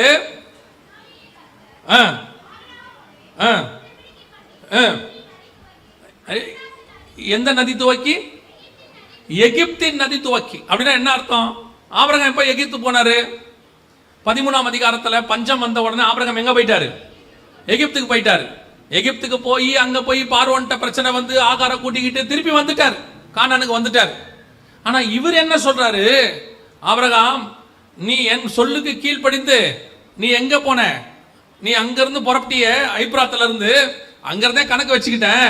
சில நேரத்துல நீ கொஞ்சம் அப்படி வழி விலகி வெளியே போன பாரு, வழி விலகி போய் அந்த இடத்துல வந்துட்டு எகிப்துல இருந்து திருப்பி வந்த பாரு, அந்த ஸ்டெப்பையுமே நான் கணக்கு தான் வச்சுக்கிட்டேன். உனக்கு அது சாபமாக முடியவில்லை, அதை மீண்டுமாக நான் ஆசீர்வாதமாய் மாத்தி அதையே உன் எல்லையாக நான் குறிச்சிட்டேன். எகிப்துக்கு அவன் அப்பதானே போனார், ஒரே தடவை தான் போனார் எகிப்துக்கு. அந்த ஒரு தடவை அவர் எகிப்துக்கு போன போது அவர் சொன்னாரு, எகிப்தின் நதி துவக்கி, அங்கிருந்து ஆரம்பிச்சுக்கிட்டேன் ஆபிரகாம். பல நேரத்தில் நம்ம ஆவிக்குரிய வாழ்க்கையில பின்மாற்றம் அடைகிறோம், கொஞ்சம் பின்னாடி போறோம், கொஞ்ச நாள் ஆண்டவர் விட்டு தூரம் போறோம், திருப்பி வரோம், மனம் திரும்புறோம். நம்ம என்ன நினைச்சுக்கிட்டோம், ஆண்டவர் விட்டு போயிட்டேன், இப்ப திருப்பி புதுசா வந்திருக்கிறேன். உண்மைதான், புதுப்பிச்சுட்டாரு எல்லாம். ஆனா அந்த இடைப்பட்ட காலம் இருக்குல்ல, அந்த பின்மாற்றம் அடைஞ்ச காலத்தை கத்தர் கணக்கு வச்சுக்கலையா, அதை கூட உனக்கு ஆசீர்வாதமா தான் மாத்தி கொடுக்கிறாராம். நான் என் தேவனை பொறுத்த வரைக்கும் நான் அனுபவிச்சதை சொல்றேன். நாம விழுந்தாலும் அந்த வீழ்ச்சியில கர்த்தர் நம்ம எப்படி தூக்கி எடுத்து ஆசீர்வாதமாய் மாத்துவார் என்பதை கர்த்தர் இருக்கு. அது தேவனால் முடியும். எப்படி முடியும் சொல்றீங்க, நான் உங்களுக்கு சொல்றேன். இப்போ இஸ்ரவேல் ஜனங்க கானானுக்குள்ள போனாங்க. போன உடனே அங்க பார்த்தா ராட்சதர்கள் இருந்தாங்க, ஜெயின்ஸ் இருந்தாங்க. பார்த்த உடனே இவங்களுக்கு ரொம்ப இதாயிருச்சு, ஐயோ ஜெயின்ஸ் எல்லாம் இருக்கிறாங்க அப்படின்னு சொல்லிட்டு திருப்பி வந்துட்டாங்க. வந்த உடனே நம்ம ஆண்டவர் ஒரு வார்த்தை சொல்வாரு, நீங்க போய் 40 வருஷம் சுத்தி வாங்க பாரு. 40 நாள் சுத்தி பார்த்ததுக்கு என்ன பண்ணுங்க, இதை பார்க்கறதுக்கு எப்படி இருக்கும்னு தெரியுங்கன்னா, அவங்கள கர்த்தர் தண்டிச்ச மாதிரி இருக்கும். அவங்களுக்கும் எப்படி இருந்துச்சுன்னா, அந்த வழி மனமடி உண்டாக்கிட்டு இருக்க என்ன ஆகமத்துல, அந்த வழி அவங்களுக்கு என்ன உண்டாச்சு, மனமடிவு. என்னடா 40 வருஷம் சுத்தணுமா அப்படின்னு சொல்லி பார்க்கறதுக்கு நமக்கும் அப்படித்தான் இருந்துச்சு. இந்த வேதத்தை நான் படிச்சதுல 2 காரியம் இருக்கு. ஒன்று, கிறிஸ்துவை அறிகிற அறிவன் பிலிப்பில் இருக்கும். அதுவே பேதுருல வரும்போது தேவனை அறிகிற அறிவன் இருக்கும். கிறிஸ்துவ அறிஞ்சாதான் நீங்க தேவனையே அறிய முடியும். என்னை அல்லாமல் ஒருவனும் பிதாவினிடத்தில் வரான், என்னை கண்டவன் பிதாவை கண்டான். 2 அறிகிற அறிவு இருக்கு. அதுல ஒண்ணு கிறிஸ்துவை அறிகிறது. நான் இந்த 2 அறிவுல, கிறிஸ்துவை அறிகிற அறிவுல பார்த்தது ஒண்ணு என்னன்னு கண்டுபிடிச்சானா, நம்ம பிதாவாகிய தேவன் வாயிலிருந்து சாபங்கிற வார்த்தை வரவே வராது. எப்படிங்க சொல்றீங்க? ஏன்னு சொன்னா, அவர் டிசைன்லயே சாபம் இல்ல. உள்ள ஒண்ணு இருந்தா தானே வெளியே வரும். அவர் டிசைன்லயே சாபம் இல்ல. அவர் சாபமா சொல்ற எல்லா விஷயமும் ஏதோ ஒரு விதத்துல உங்களுக்கு எனக்கு ஆசீர்வாதமா தான் இருக்கும். அது நம்ம புரிஞ்சுக்கிறது கஷ்டம். எப்படிங்க சொல்றீங்க? இப்ப நிறைய பேர் சொல்லுவாங்க, இப்போ ஆண்டவர் பார்த்து ஆபிரகாமை பார்த்து ஒரு வார்த்தை சொன்னார், சாரி ஆதாமை பார்த்து சொன்னாரு, நீ சாகவே சாவாய். அந்த மரணம் ஆசீர்வாதங்கிறீங்களா சாபங்கிறீங்களா? ஒருவேளை மனுஷன் அந்த நன்மை தீமை அறிந்த கனியை சாப்பிட்டுட்டு சாகாம ஜீவனோடு கூட இருந்தானா அவன் பிசாசா மாறிடுவான். தீமையோட என்னன்னைக்கு உயிரோட இருந்தா அவன் பேர் என்னது? பிசாசு. அவனை மனம் திரும்பணும்னா அவனுக்கு மரணம்ங்கிறதான ஒரு டெஸ்டினேஷனை வச்சாரு. இப்போ கூட பாருங்க, எதுக்குள்ள நீங்களும் ரட்சிக்கப்படணும்? மரணத்துக்குள்ள ரட்சிக்கப்படணும், மரணத்துக்குள்ள ஞானஸ்நானம் எடுக்கணும். இந்த மரணம் தான் டெஸ்டினேஷன். பாவம் செய்யாம இருக்கும் போது மரணம் கிடையாது, மரணம் சாபமா இருக்கு. ஆனா பாவம் செஞ்சிட்டீங்களா, அந்த மரணம் தான் நமக்கு மிகப்பெரியதான ஒரு டெஸ்டினேஷன். இப்போ நீங்க மரணமே இல்ல, ஒரு ஆள்கிட்ட போய் சுவிசேஷம் சொல்றீங்க, என்ன சொல்லுவீங்க? இயேசுவை ஏத்துக்கோப்பா, உன் பாவம் மன்னிக்கப்படும், மன்னிக்கப்பட்டு பரலோகத்துக்கு போவே, அதான் மரணமே இல்லையே. நரகத்துக்கு போவே, அதான் மரணமே இல்லையே. எங்கேயுமே போக மாட்டோமே, அப்புறம் எதுக்கு ரட்சிக்கப்பட போற? நீ சாவறதுக்குள்ள அதான் சாவே இல்லையே. அப்ப அந்த மரணம் என்பது கர்த்தர் ஃபிக்ஸ் பண்றது. 2வது சொல்வாரு, நெத்தி வேர்வை நிலத்துல விழும், நீ விழுந்து சாப்பிடுவ, அந்த வேர்வையில சாப்பிடுவ. நிறைய பேர் அதை சாபம்ங்கிறாங்க. கர்த்தர் ஏன் அதை சொன்னாருன்னா, இப்ப நீ பாவம் செஞ்சுட்ட, இனிமேட்டு உன் உடம்புல வந்து வியாதி வரும், பலகீனம் வரும். நீ வாழ்ற வரைக்கும் வியாதி இல்லாம வாழ்றதுக்கு அந்த உழைப்பு வேர்வை தான் நல்லது. நீ அதை ஃபிக்ஸ் பண்ணிக்கோ, அது உனக்கு நல்லது. இப்ப பாருங்க, நம்மால அத்தனை பேருடைய மைண்ட் செட் என்ன? வேர்வை இல்லாம வேலை பார்க்கணும், ஒயிட் காலர் ஜாப், ஏசியில போய் உட்காந்து வேலை பார்க்கணும், ஃபேனுக்கு கீழே வேலை பார்க்கணும். கரெக்ட். எல்லாம் வேலை பார்த்துட்டு 40 வயசுக்கு மேல டாக்டர்கிட்ட போனோம்னா டாக்டர் சொல்றாரு, நல்ல வேர்க்க விறுவிறுக்க வாக்கிங் போங்க, நல்ல வேர்க்கட்ட உடம்பு, நல்லா வாக்கிங் போங்க. இவன் வேலையை தனியாவும் வாக்கிங்க தனியாவும் செய்யறான். கர்த்தர் சொல்றாரு, 2ஐயும் சேர்த்தே செஞ்சிருன்னு சொன்னார். அவ்வளவுதான். நல்லா கவனிச்சு பாருங்க, இந்த டெக்னாலஜி வரதுக்கு முன்னாடி நல்ல வேலை பார்த்துக்கிட்டே இருப்பாங்க. 70-80 வயசு வரைக்கும் சுகர் கிடையாது, பிபி கிடையாது, எது கிடையாது. நேத்து ஒருத்தர், நாங்க ஒரு 2-3 மாசத்துக்கு முன்னாடி ஒருத்தர்கிட்ட போனோம், இதுல களக்காடு ஒரு இடத்துக்கு போனோம். அந்த ஐயாவை பார்த்தோம், 70 வயசு. அந்த ஐயாவுக்கு முடி நிறைக்கவே இல்லை, இன்னும் ஒண்ணு கூட. நாங்க பார்த்தோம் நேரடியா. அவருக்கு 10 பிள்ளையோ 11 பிள்ளையோ இருக்கு. ஆனா அவர் பேர் யாக்கோபு. நிஜமே அவர் பேர் யாக்கோபு. மனுஷன் அவர் பையனை விட அவர் எங்க இருக்காரு? அவர் பையனுக்கு முடியெல்லாம் கொட்டிருச்சே, அவர் நல்லா இருக்கிறாரு, ஆள் சூப்பரா இருக்கிறாரு. எதுக்கு சொல்றேன்? அந்த காலத்துல பாருங்க, அவர் சொல்றாரு, நல்லா வயக்காட்டுல போய் வேலை பார்ப்பாராம், 6 பேக் கேட்காம இருக்கு. நம்ம ஆள் அத்தனை பேருக்கு ஒரே பேக்கா இருக்கு. பாத்திருக்கீங்களா? இப்போ இப்போ நமக்கெல்லாம் ஒரே பேக் தான், கழுத்துல இருந்து வயிறு ஃபுல்லா ஒரே பேக்கா இருக்கு. அவருக்கு 6 பேக் தானா இருக்கு, தானாவே இருக்கு, சும்மாவே இருக்கு. ஏன்? ஆண்டவர் சொன்னாரு வேர்வையோட கூட உன் வாழ்க்கை இருக்கட்டும், சூப்பரா இருக்கும், ஃபர்ஸ்ட் கிளாஸா. அதே மாதிரிதான் ஏவாளுக்கு சொன்னாரு, பிள்ளை பெறும்போது உன் வியாதி என்ன செய்வேன்? பெருக பண்ணுவேன் சொன்னாரு. இன்னைக்கு யோசிச்சு பாருங்க, ஓ பிரசவ வலி வருது, ஹாஸ்பிட்டலுக்கு போனோம்னா முதல் கேள்வி என்ன கேட்கறாங்க? வலி வந்துருச்சா அப்படின்னு கேட்கறாங்க. உண்மையான வலியா அப்படின்னு பாக்குறாங்க. வலி வந்தாதான் ஹாஸ்பிட்டல்லே அட்மிஷன் போடுவாங்க. நீங்க வேணா சும்மா சொல்லி பாருங்க, நாளைக்கு நாளன்னைக்கு வரா மாதிரி இருக்கும், நான் இன்னைக்கு வந்துட்டான்னா அவங்க சொல்லுவாங்க நீ போயிட்டு நாளன்னைக்கு வாம்பாங்க. எதுக்கு இப்பயே வரீங்க அப்படின்னு கேட்பாங்க. அந்த வலி பெரிய பெனிஃபிட். உங்களுக்கு சைக்காலஜிக்கலி சொல்றேன், டாக்டர் சொன்னது சொல்றேன். இந்த பிரசவ வலி இருக்குல்ல, அந்த வலியை ஃபேஸ் பண்ற பெண்ணுக்கு ரெஸ்ட் ஆஃப் த லைஃப் ஃபேமிலியில வர எல்லா ப்ராப்ளத்தையும் ஃபேஸ் பண்ற அளவுக்கு சைக்காலஜிக்கலி ரெடி ஆயிடுமா. அதனாலதான் அந்த காலத்துல இந்த காலம் வரைக்கும் குடும்பத்துல பெரிய பிரிவினை வராம இருந்துச்சு. எப்ப சிசேரியன் வந்துச்சோ பிரிவினையும் வந்துருச்சு, டிவோர்ஸ் அதிகமாயிருச்சு. காரணம் எதையும் தாங்க முடியற மனப்பக்குவமே இல்லையாமா. டாக்டர் சொல்றாங்க, நான் சொல்லல. கர்த்தர் எதை சொன்னாலும் அவருக்கு பின்னாடி ஒரு ஆசீர்வாதம் இருக்கும். ஆண்டவருக்கு சபிக்கவே தெரியாது, அவர் ஒரு சாபமா சொல்ற மாதிரி இருக்கும், அதுக்கு பின்னாடி நமக்கு தான் ஆசீர்வாதம் இருக்கும். ஏன்னா அவர் தகப்பன், அவரால உங்களை என்னையும் மீட்கத்தான் முடியுமே ஒழிய உங்களை என்னையும் அழிக்கணும்னு ஒரு நாளும் அவர் நினைக்கவே மாட்டார். இப்போ இஸ்ரவேல் ஜனங்கள் சொன்னார் 40 வருஷம் சுத்திவான்னு சொன்னார். இவன் நினைச்சுக்கிட்டான் ஏதோ நம்மளை சுத்த சொல்றாரு போலன்னு. சுத்தி வரும்போது நீங்க பாருங்க, நியாயாதிபதிகள் புஸ்தகத்துல இருக்கும் 3ஆம் அதிகாரத்துல தேவன் 1வது வசனத்துல இருந்து இருக்கும், தேவன் விட்டு வைத்த ஜாதிகள் என்னவெனில் அப்படிதான் இருக்கு. கானான் தேசத்தில் நடந்த சகல யுத்தங்களையும் அறியாதிருந்த இஸ்ரவேல் அனைவரையும் சோதிப்பதற்காகவும் யுத்தத்துக்கு பழக்குவிப்பதற்காகவும் கர்த்தர் விட்டு வைத்த ஜாதி என்னவெனில் பெலிஸ்தரின் 5 அதிபதிகளும் கானானியரும் அப்படிதானே இருக்குது, சகல கானானியரும். இதுல நல்லா கவனிச்சு பாத்தீங்களா, அவன் எந்த ராட்சதனை பார்த்து பயந்தானோ அந்த ராட்சதன் இருக்க மாட்டான். இதுல இந்த லிஸ்ட்ல பாத்தீங்கன்னா அந்த ராட்சசர் இருக்க மாட்டாங்க. அதோட அர்த்தம் என்னன்னா, இவன் 40 வருஷம் சுத்தி வரதுக்குள்ள அவன் யாரை பார்த்து பயந்தானோ அவனை தூக்கிட்டார், அங்க இருந்து ரிமூவ் பண்ணிட்டார் அந்த இடத்துல இருந்து. அதுக்கு தான் சுத்தி வர சொன்னாரு. அதோட கூட பயந்த சந்ததியும் தூக்கிட்டார். இப்போ உள்ளுக்குள்ள வர்றது யார் வரா? பயம் இல்லாத ஃப்ரெஷ் சந்ததி. அதோட அர்த்தம் என்ன தெரியுமா? நான் கொடுக்கிற தேசம் பாலும் தேனும் ஓடுகிற தேசம், சந்தோஷமான தேசம். அதுல பயந்து நீ வாழக்கூடாது, பயம் இல்லாம சந்தோஷமா வாழணும். இதுக்கு பின்னாடி தான் 40 வருஷம் இருக்குது. கர்த்தர் செய்யற ஒவ்வொன்றுக்கு பின்னாடியும் உங்களுக்கும் எனக்கும் நன்மை தான் இருக்குமே ஒழிய தீமை என்பது இருக்கவே இருக்காது.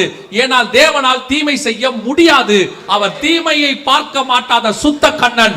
அவருடைய டிசைன்லயே தீமை கிடையாது. அவர் எதை நடத்தினாலும் அதுக்கு பின்னாடி நன்மை தான் இருக்கும். சுத்திவான் சொன்னா நன்மை தான் இருக்கும். எங்க தூக்கி நெருப்புல போட்டாலும் அதுல நன்மை தான் இருக்கும். சிங்கக்கபில போட்டாலும் நன்மை தான் இருக்கும். ஏன் நான் கண்டுபிடிச்சது, கர்த்தரால் தீமையை செய்ய முடியாது. ஏன்னா அவர் டிசைன்ல கிடையாது. அப்படி இருக்கும் பொழுது ஆண்டவர் எவ்வளவு நல்லவர் பாருங்களேன். இவனை எகிப்துல போய் பிக்ஸ் பண்றாரு எல்லைய. இப்ப சொல்றாரு, அந்த நைல் நதிக்கு வரைக்கும் போயிட்டு வந்தியா ஆண்டவரே, நான் பஞ்சத்துல தெரியாம போயிட்டேன், அந்த இடத்தையும் வச்சுக்கோ, அதுவும் எல்லையாக இருக்கட்டும். நான் தெரியாம செஞ்ச சில தப்புகளை கூட அதை மாத்தி மீண்டும் அதை ஆசீர்வாதமாக்கி என்னை கொண்டு போய் மறுபடி நிறுத்துவதற்கு கர்த்தர் வல்லமை உள்ளவராய் இருக்கிறார். அந்த தேவன் உனக்கும் எனக்கும் வகுக்கிற வல்லை. பல நேரத்தில் நம்ம சொல்றோம்ல, நடுவுல கொஞ்ச நாள் இப்படி வீணா போச்சுங்க, கொஞ்ச நாள் அப்படி ஆகி போச்சு, அது மட்டும் இருந்ததா? ஆண்டவர் சொல்றாரு, கவலைப்படாத, அதையும் ஒரு நாள் மாத்தி ஆசீர்வாதமாய் கொடுப்பதற்கு கர்த்தர் வல்லமை உள்ளவராய் இருக்கிறார். அதுக்கு பெரிய சான்று ஆபிரகாம் தான். எகிப்தின் நதி துவக்கி அவன் எகிப்துக்கு போனது போகக்கூடாத இடம் தான், அந்த இடத்தையும் கர்த்தர் கையில கொடுத்து விட்டார். பல நேரத்தில் தெரியாம சில தப்பு செஞ்சிருப்போம். இப்போ ஒரு உதாரணத்துக்கு நான் சொன்னேன், ஆண்டவர் உங்களை சில காரியங்களுக்கு அழைச்சிருப்பாரு, நீங்க வந்திருக்க மாட்டீங்க, அதுக்கு ஒரு 2-3 வருஷம் வேஸ்ட் ஆயிருக்கும். ஆண்டவர் சொல்றாரு, அது நீ தெரியாம செஞ்சது, அந்த 2-3 வருஷத்தையும் பின் நாட்களிலே உனக்கு ஆசீர்வாதமாக்கி மாத்தி உன் வாழ்க்கையை எடுக்கும் போது அதில் நஷ்டம் என்பதே இல்லாதபடிக்கு நான் மாத்தி கொடுத்துருவேன். அல்லேலூயா. இதான் கர்த்தர் கொடுத்த மிக முக்கியமான ஆசீர்வாதம். இதைத்தான் ஆண்டவர் சொன்னாரு, எழுந்து நட. ஆண்டவர் சொன்னா தைரியமா போங்க. கர்த்தர் உங்களுக்கு அந்த கிரியை ரொம்ப முக்கியம். ஆண்டவர் சொல்ற பாதையில போயிட்டே இருங்க. ஆனா ஒவ்வொரு ஸ்டெப்பையும் உங்களுக்கு ஆசீர்வாதமாய் மாத்துகிற தேவன் ஒருவர் உங்களோடு கூட இருக்கிறார். எல்லாத்தையும் கொடுப்பார். எல்லாத்தையும் நான் சொல்றது, அவர் உங்களுக்கு வாக்கு பண்ணின எல்லாத்தையும் கொடுப்பார். ஒன்று கூட வீணா போகாது. நீங்க யோசிச்சுட்டு இருப்பீங்க, நடுவில் அப்படி ஆயிடுச்சு இப்படி ஆயிடுச்சு, கொஞ்சம் இந்த மாதிரி ஆயிட்ட. ஒரு ஊழியக்காரர் சொன்னாரு, இந்த மாதிரி அவர் கல்யாணம் பண்ணும்போது ஆண்டவரை கேட்காம கல்யாணம் பண்ணிட்டார். கல்யாணம் பண்ணி நான் பிலீவரை பண்ணிட்டார். நான் பிரிவினை பண்ணி அப்புறம் அந்த அம்மா வந்து எப்படி ஒரு நல்ல அம்மான்னு கேட்டிங்கன்னு சொன்னால், இவர் பாஸ்டர் பாய் போட்டுக்கிட்டே போவார் வீட்டு கூட்டம். அவருக்கு ஃபர்ஸ்ட் வீட்டில் தான் சர்ச்ச ஆரம்பிச்சார். பாய் போட்டுக்கிட்டே போவாராம். திரும்பி பார்த்தா அந்த அம்மா சுருட்டிக்கிட்டே வருமா. நடந்த சம்பவம். அந்த அம்மா வீட்டில் சுருட்டிகிட்டே வருமா. ஏன் சுருட்டுறேன்னா, நீ ஏன் போட்ட அப்படிங்கிறது. உடனே இவர் சொல்லுவாரா, மீட்டிங் நடத்துறதுக்காக. மீட்டிங் நடத்தக்கூடாது அப்படிமா. அந்த மாதிரி ஒரு அம்மா எல்லாத்துக்கும் அகைன்ஸ்ட், டெட் அகைன்ஸ்ட். அப்புறம் பார்த்தீங்கன்னா இவர் ஜோம் பண்ணி என்ன பண்ணுறதுனே தெரியலையா, பயங்கரமா ஊழியத்துக்கு அகைன்ஸ்டா இருக்கு. அந்த அம்மா அங்க பயங்கர பிரச்சனை பண்ண இவர் ஆண்டவர்கிட்ட போய் அழுவாராம். இவர் அழுவ கர்த்தர் கன்சோல் பண்ணுவாராம். ஆனா ஊழியம் வளருது. ஊழியம் என்ன செய்யுது? வளருது. இது இவருக்கு புரியவே மாட்டேங்குது. ஊழியம் நல்லா வளருது, ஜனங்க வராங்க, அவன் வந்து சாட்சி சொல்றான், எங்க குடும்பத்துல உங்களால தான் பாஸ்டர் சமாதானம், வீட்டுக்கு போனா சண்டை. இவர் சொல்றாரா, எல்லார் குடும்பத்திலயும் ஆசீர்வாதம் இருக்காண்டவரே, எல்லார் குடும்பத்திலயும் சமாதானம் இருக்காண்டவரே, என் குடும்பத்துல ஏன் இப்படி நடக்குது அப்படின்னா, பல நாட்கள்கிட்ட ஆண்டவர்கிட்ட ஒரு நல்ல பழக்கம் இருக்கு.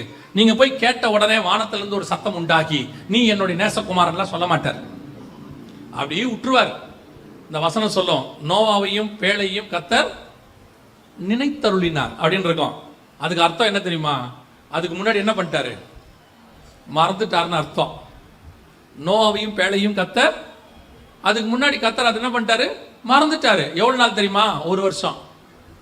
பேழைக்குள்ள இவனை விட்டு மிருகத்தோட ஏத்தி சாப்பாடையும் கொடுத்து லாக் பண்ணி தண்ணி மேல விட்டாரு. 1 வருஷம் நினைக்கலையாமா. யோசித்து பாருங்க அவன் எப்படி இருந்திருப்பான்னு. 1 வருஷம் ஃபுல்லா மிருகத்தோட வாழணும், அது கூட பரவாயில்ல, மனைவியோட இருக்கணும் ஒரே ரூம்குள்ள. 1 வருஷம் வீட்டை விட்டு வெளியே போகாம மனைவியோட இருக்கிறது எவ்வளவு பெரிய கஷ்டம் தெரியுமா உங்களுக்கு? நிஜமா தான். அதனால தான் ஆண்டவரே டைம் ஃபிக்ஸ் பண்ணது. மனுஷனுக்கு எப்படி ஃபிக்ஸ் பண்ணாருன்னா, காலையில் பண்ணை வீட்டுக்கு புறப்படுவான், அவன் சாயங்காலம் திரும்புவான். 104 சங்கீதத்தில் சொல்லுவாரு. ஒர்க் ஃப்ரம் ஹோம் கிடையாதுன்ட்டார் அப்பவே. No work from home. நீ ஒர்க் ஃப்ரம் ஹோம் இருந்த செத்த. இப்ப பாருங்க, கொரோனா நேரத்தில் ஒர்க் ஃப்ரம் ஹோம் வந்துச்சு இல்ல, சைனால அந்த பீரியட்ல தான் மோர் டைவர்ஸ் இருக்கு. ஸ்டாட்டிஸ்டிக்ஸ் எடுத்து பாருங்க. கர்த்தர் ஃபிக்ஸ் பண்ணும்போதே சொல்றாரு, மகனே உனக்கு no work from home, work வந்து அவுட் ஆஃப் ஹோம் தான். வீட்டுக்குள்ள இருந்தீனா நீ தீர்ந்த. கர்த்தர் அப்பவே ஃபிக்ஸ் பண்ணிட்டாரு. அதுல பெரிய கொடுமை யாருன்னா நோவாக்கு தான். ரூம்குள்ள போட்டு 1 வருஷம் அந்த அம்மாவோட மேல விட்டாரு. எப்படி இருக்கும் பாருங்க. கீழே மிருகம், கீழே போனா அந்த மிருகம், மேல வந்தா இப்படி 2தோடய வாழ்க்கை வாழ்ந்துட்டே இருக்காரு 1 வருஷமா. வசனம் சொல்லுது, கர்த்தர் நோவாவையும் பேழையையும் நினைத்தருளினார் அப்படின்னு. 1 வருஷம் மறந்துட்டாரு. அந்த மாதிரி சில நேரத்தில் நம்ம கேட்கும் போது கர்த்தர் ஒன்றும் பதிலே சொல்ல மாட்டார். இந்த ஊழியக்காரரும் ஆண்டவர்கிட்ட பார்க்குறாரு, பார்த்தா சர்ச்சுக்கு இடம் வாங்குறாரு.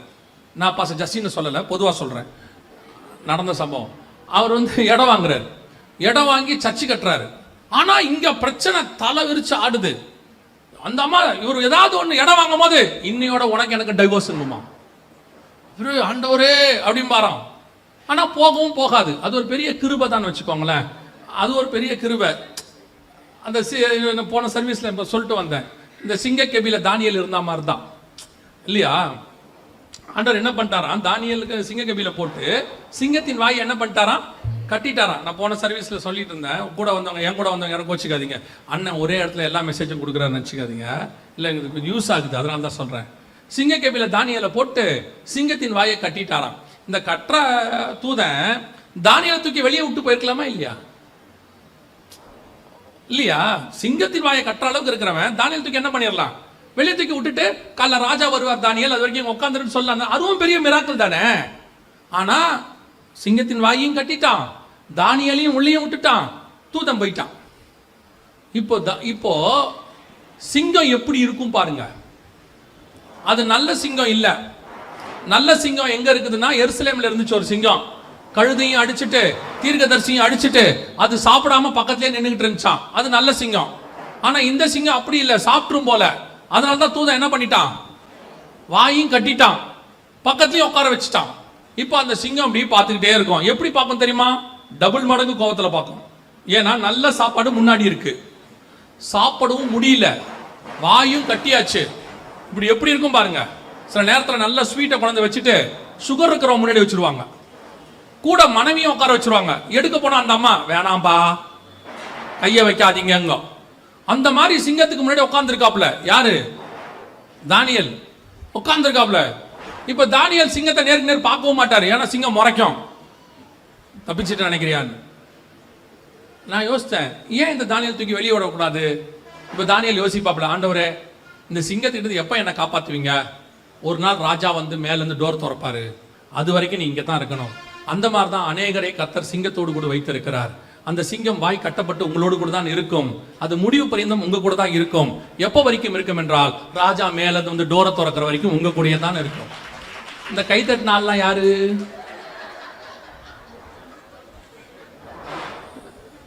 எப்படி ஃபீல் பண்ணி தட்டுறான் பாருங்க. ஆமாங்க, என்ன ஒரே ஒரு உத்தரவாதம், அந்த சிங்கம் உங்களை கடிக்காது, ஆனா முறைக்கும், உரும்பும், எல்லாம் செய்யும். நீங்க நேருக்கு நேரம் பார்க்க முடியாது, பாத்தீங்கன்னா என்ன பாக்குறேன்னு கேட்கும். ஆனா அது கூட தான் நீங்க இருக்கணும். நீங்களும் கேட்கலாம், ஆண்டவரே என்ன தூக்கி கொஞ்சம் மேல விடுங்கப்பா. முடியாது, நோ சான்ஸ். எப்போ வரைக்கும்? நான் வர வரைக்கும், ராஜா மேல இருந்து வர வரைக்கும். இப்படி பல நேரத்துல ஆண்டவர் மறந்துடுவார் நம்மளை உள்ள விட்டு. அப்படி நோவாவை என்ன பண்ணிட்டாராம்? மறந்துட்டாராம். அந்த மாதிரி சில நேரங்களில் கர்த்தர் நம்முடைய காரியங்களை குறித்து மறந்துடுவார். அப்படி எனக்கும் சில நேரங்கள் அப்படி நடந்துருச்சு. இப்போ ஒரு நாள் வரும், கர்த்தர் நினைவு கூறுவார், எல்லாத்தையும் நினைவு கூறுவார், மீண்டுமாக சரி பண்ணி எல்லாத்தையும் கொண்டு வந்து ஆண்டவர் கொடுப்பார். 40 வருஷம் இஸ்ரவேல் ஜனங்களை விட்டுட்டாரு, ஆனால் கர்த்தர் திருப்பி கொண்டு வரும் பொழுது அது அத்தனையும் உங்களுக்கு ஆசீர்வாதமாகத்தான் இருக்கும். அல்லேலூயா. ஆண்டவர் நடத்துற பாதையை குறித்து கவலைப்படாதீங்க, அது சாபமா முடியாது, அது ஆசீர்வாதமாகத்தான் முடியும். அது முடிவு பரியந்தம் கர்த்தர் அப்படித்தான் நடத்துவார். இரண்டாவது வாசிங்க, தேசத்தை சுதந்திரிப்பதற்கு என்ன செய்யணும்? வாசிங்க 13ஆம் அதிகாரம் 14, 15 வாசிங்க பார்ப்போம். லோத்து ஆபிரகாமை விட்டு பிரிந்த பின்பு கர்த்தர் ஆபிராமை நோக்கி, உன் கண்களை ஏறெடுத்து நீ இருக்கிற இடத்திலிருந்து வடக்கேயும் தெற்கேயும் கிழக்கேயும் மேற்கேயும் நோக்கி பார். நீ பார்க்கிற இந்த பூமி முழுவதையும் நான் உனக்கும் உன் சந்ததிக்கும் என்றென்றைக்கும் இருக்கும்படி கொடுத்து. அங்க சொன்னாரு 15ல, நீ நடக்கிற பூமியை உன் சந்ததிக்கு கொடுப்பேன். இங்க கர்த்தர் சொல்றாரு, நீ பார்க்கிற பூமியை உன் சந்ததிக்கு கொடுப்பேன். இதை எதை சொல்றாரு ஆண்டவர்? பார்க்கிற பூமியை கொடுப்பேன்னா எதை பத்தி ஆண்டவர் பேசுறாரு? இப்ப யோசிச்சு பாருங்க. இதை சொல்லும் பொழுது குறைஞ்சபட்சம் ஆபிரகாமுக்கு ஒரு 75ல இருந்து 80 வயசு. ஏன்னா கானானுக்குள்ள அவர் போகும்போது 75 வயசுன்னு 12ஆம் அதிகாரம் சொல்லுது. 80 வயசு இருக்கும். அவர் வாழ்நாள்ல பாதிக்கு மேல வாழ்ந்துட்டார். இப்ப கர்த்தர் சொல்றாரு, நீ பார்க்கிற பூமியை தருவேன். எவ்வளவு தூரம் அவரால் பார்க்க முடியும்? எவ்வளவு தூரம் பார்க்க முடியும்? யோசித்து பாருங்க. ஒரு 500 1/2 கிலோமீட்டர் பார்க்க முடியுமா? 1 கிலோமீட்டர், ஒரு 10 கிலோமீட்டர் பார்க்க முடியுமா உட்கார்ந்து அவர் இருக்கிற இடத்துல இருந்து? ஆண்டவர் சொல்றாரு, நீ பார்க்கிற பூமியை நான் உனக்கு தருவேன் அப்படின்னு சொல்றார். ஆபிரகாமின் ஆசீர்வாதம் யாருக்கு வரணும்? புறஜாதிக்கு வரணும். எதுன்றது உங்களுக்கு புரியணும், அதுக்கு தான் சொல்றேன். இப்ப கானானுக்குள்ள இருந்து கர்த்தர் சொல்றாரு, நீ பாரு, நீ பார்க்கிற இந்த பூமியை நான் என்ன செய்வேன்? உனக்கு தருவேன் அப்படிங்கிறார். இப்ப ஆபிரகாம் ஏஞ்சி பார்த்தாருன்னா எவ்வளவு தூரம் தெரிஞ்சிட போகுது? என்னதான் நீங்க ரொம்ப ஐ ஷார்ப்பா இருந்தாலும், எவ்வளவு பர்ஃபெக்டா இருந்தாலும், ஒரு 2-3 கிலோமீட்டர் தெரியுமா? ஒரு 5 கிலோமீட்டர் தூரத்துல தெரியுமா? அதுக்கு மேல என்ன செய்யாது, தெரியாது. ஆனா கர்த்தர் ஃபிக்ஸ் பண்ணது எல்லை என்னன்னு பார்த்தா ஐப்ராத். கர்த்தர் ஃபிக்ஸ் பண்ணது எகிப்து. அது நடந்தது. ஆனா பார்க்கிறது என்ன தெரியுமா? பார்க்கிறதுன்னு சொல்லிட்டா, நீ பார்க்கிற பூமியை நான் உனக்கு தருவேன், கிழக்கு மேற்கு தெற்கு வடக்குன்னு சொல்லிட்டா, இந்த பக்கம் 2 கிலோமீட்டர், இந்த பக்கம் 2 கிலோமீட்டர், சுத்தி 4 கிலோமீட்டர், மொத்தமே சுத்தளவு 8 கிலோமீட்டர் 10 கிலோமீட்டருக்குள்ள தான் இருக்கும். இதைத்தான் கர்த்தர் சொன்னாரா? இதுதான் வாக்கு தத்தமானா? அது அல்ல. ஆபிரகாம பார்க்க சொன்னது வேற, ஆபிரகாம் பார்த்ததும் வேற. வாசிங்க எபிரேயருக்கு நிருபம் 11ஆம் அதிகாரம். எபிரேயருக்கு நிருபம் 11ஆம் அதிகாரம் 13வது வசனத்தை வாசிங்க. இவர்கள் எல்லாரும் வாக்குத்தத்தம் பண்ணப்பட்டவைகளை அடையாமல். நல்லா கவனிங்க, இது ஆபிரகாம் பத்தி இருக்கு. 9, 10, 11 ஆபிரகாம் பத்தி. ஆபிரகாம் விசுவாசத்தினாலே ஈசாக்கு யாக்கோபு என்பவர்களோடு கூடாரங்களில் குடியிருந்தான், ஏனெனில் தேவன் தாமே கட்டி உண்டாக்கின அஸ்திபாரம் உள்ள நகரங்களுக்கு அவன் காத்திருந்தான். 13வது வசனம் வாசிங்க. இவர்கள் எல்லாரும் வாக்குத்தத்தம் பண்ணப்பட்டவைகளை அடையாமல். இவன் தான் வந்துட்டானே, வாக்குத்தத்தம் பண்ணப்பட்ட அடையாமல்னா இவர் தான் கானானுக்குள்ள வந்துட்டாரே. அப்படின்னா எதை இவர் சொல்றாரு? வாக்குத்தத்தம் பண்ணப்பட்டதை அடையாமல் தூரத்தில் அவைகளை கண்டு. இதைத்தான் சொன்னார் ஆபிரகாம் பார்த்து, நீ நோக்கி பார். நீ நோக்கி பார், நீ பார்க்கிற பூமி முழுவதும் உனக்கு நான் தருவேன். தூரத்தில் அவைகளை கண்டு நம்பி அணைத்துக் கொண்டு பூமியின் மேல் தங்களை அந்நியரும் பரதேசிகளும் என்று அறிக்கையிட்டு விசுவாசத்தோட மரித்தார்கள். எதுக்கு தெரியுமா? ஏன் தெரியுமா? அந்த வசனம் சொல்லுது, அவர் சொன்னது இந்த பூமியை குறித்து அல்ல. அவர் சொன்னது தூரத்துல உனக்கு ஒண்ணு நான் வச்சிருக்கிறேன், தூரத்துல ஒண்ணு வச்சிருக்கிறேன். எது தெரியுமா? அதுதான் கைவேலை அல்லாத ஒரு தேசம், கர்த்தர் உண்டாக்கின ஒரு பட்டணம், அஸ்திவாரம் இல்லாத ஒரு நகரம், கர்த்தர் உனக்காகவும் எனக்காகவும் ஆயத்தம் பண்ணுறது. அதைத்தான் ஆபிரகாம் பார்த்து சொல்றாரு, தூரத்தில் அவைகளை கண்டு நம்பி அணைத்துக் கொண்டு விசுவாசத்தோட மறைத்தார்கள். அப்படின்னா கர்த்தர் உங்களுக்கு எனக்கு சொல்ற இரண்டாவது என்ன தெரியுமா? நீ பார்க்கிற இடம் முழுவதையும் உனக்கு தருவேன். அதோட அர்த்தம் என்னன்னா, நீங்க இங்க பார்க்கறத சொல்லல, உங்களுக்கும் எனக்கும் வேறொரு விஷன் ஓபன் ஆகும். உங்களுக்கும் எனக்கும் ஆண்டவர் ஸ்பிரிச்சுவலி ஒன்னு வச்சிருக்கிறாரு. அந்த விஷன் ஓபன் ஆகி அதை பார்க்கிறவர்களாய் நீங்க மாறும்போது மட்டும்தான் உங்களுடைய வாக்கு தத்தம் நிறைவேறும். இன்னைக்கு நாம முழுக்க முழுக்க அழிகிறதையே பார்க்கிறோம். ஒரு லேண்ட் அரை கிரவுண்ட் இல்ல ஒரு கிரவுண்ட், அவ்வளவுதான். இதுதான் நம்முடைய மொத்த ஆசையுமே. சிலர்லாம் சொல்லுவாங்க, சாகறதுக்குள்ள எப்படியாவது ஒரு சொந்த வீட்டுல செத்துட்டா போதுங்க அப்படிம்பாங்க. நான் அவங்களை கேட்பேன், சொந்த வீடு வந்த அன்னைக்கு செத்தா பரவாயில்லையான்னு கேட்பேன். ஆண்டவர் சொந்த வீடு கொடுத்துட்டாரு, பிரதிஷ்டை அன்னைக்கே போயிட்டா ஓகேவா? அவங்க கேட்குறாங்க சொந்த வீட்டில் சாகணும்னு. கேட்கும் போதே தப்பா கேட்குறாங்க. சொந்த வீட்டில் வாழணும் தானே கேட்கணும்.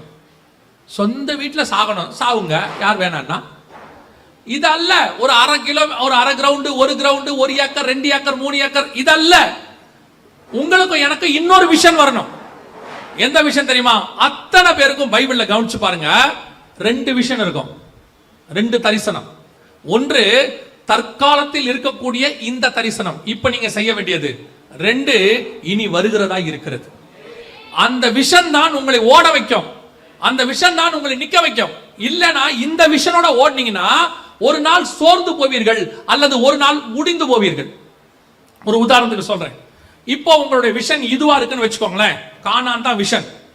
இப்ப நேரா கானானுக்கு யோசுவா போயிட்டாரு. இதுக்கப்புறம் அவர் என்ன பண்ண போறாரு? கானானுக்கு போயாச்சு, அதுக்கப்புறம் அவர் என்ன பண்ண போறாரு? அவ்வளவுதான், வேலை முடிஞ்சிருச்சு. கூட்டம் வந்து வேலை முடிஞ்சு, அதுக்கப்புறம் சாகர வரைக்கும் யோசுவாவுக்கு என்ன இல்ல, வேலையே கிடையாது, அவ்வளவுதான்.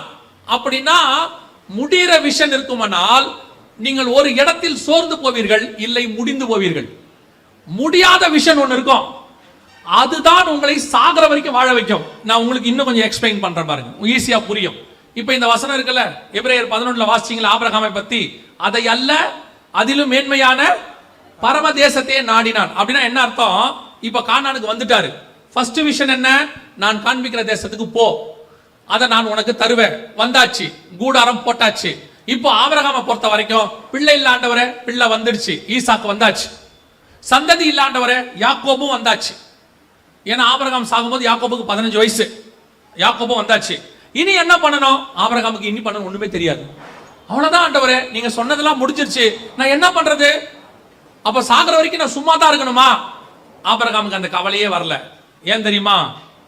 அவனுடைய விஷன் அந்த தேசத்துக்கு வந்த உடனே கர்த்தர் வேற ஒரு விஷயம் ஓபன் பண்ணிட்டாரு. இந்த இடத்துல அவன் சொல்றான், இதை அல்ல, நான் வந்தது இதுக்கு இல்லைன்னு எனக்கு தெரிஞ்சு போச்சு. ஆரம்பிக்கும் போது இதுக்காக தான் ஆரம்பிச்சேன், ஆனா இங்க வந்தவொடனே கர்த்தர் என் விஷனை மாத்திட்டாரு. இது அல்ல, இதிலும் மேன்மையான பரம தேசத்தையே அவன் நாடினான். என் விஷன் ஸ்பிரிச்சுவலா மாறிடுச்சு. இது எல்லாருக்கும் இருக்கும். இப்போ மோசேவை எடுத்துக்கொள்ளுங்க. பார்வோன் குமாரத்தின் மகன் எனப்படுவதை வெறுத்து, ஓகே ரைட், வெறுத்தாச்சு. இஸ்ரவேல் ஜனங்களை விடுதலை ஆக்கியாச்சு, கானானுக்கு பிரயாணப்பட்டாச்சு. வழியில கர்த்தர் சொல்லிட்டாரு, அவ்வளவுதான், முடிஞ்சு போச்சு வேலை, நீ சாக போற. ஓஹோ, அவ்வளவுதானா? அதுக்கப்புறம் நான் என்ன செய்யணும்? நீ கானானுக்கு கூட்டு போக மாட்ட, கண்மலையை அழிச்சுட்ட, அவ்வளவுதான், யோசுவா தான் போற, நீ போக மாட்ட. இப்போ மோசேக்கு அவ்வளவுதானா லைஃப்? இதுக்கு தான் நான் பாடுபட்டோனா? இல்ல, மோசேக்கு ஒண்ணு தெரியுது, இது அல்ல, இனி வரும் பலன் மேல் நோக்கமாகி தேவ ஜனங்களோட துன்பத்தை அனுபவிக்க தெரிந்து கொண்டான். எனக்கு இன்னொன்னு இருக்கு, ஸ்பிரிச்சுவலி ஒரு பிளெஸிங் இருக்கு, அதை நோக்கி தான் உன்னுடைய தரிசனம் இருக்கணும். நீங்கள் சபைக்கு வர்றது எதுக்கு தெரியுமா? இந்த வேர்ல்ட்லி பெற்றக்கூடியதான தரிசனத்துக்கு இல்ல, இந்த விஷயம் இல்ல, அது இருக்கு. ஆனா இதோட உங்களுக்கு முடியாது. இப்ப நிறைய பேர் சர்ச்சுக்கு எதுக்கு வராங்க?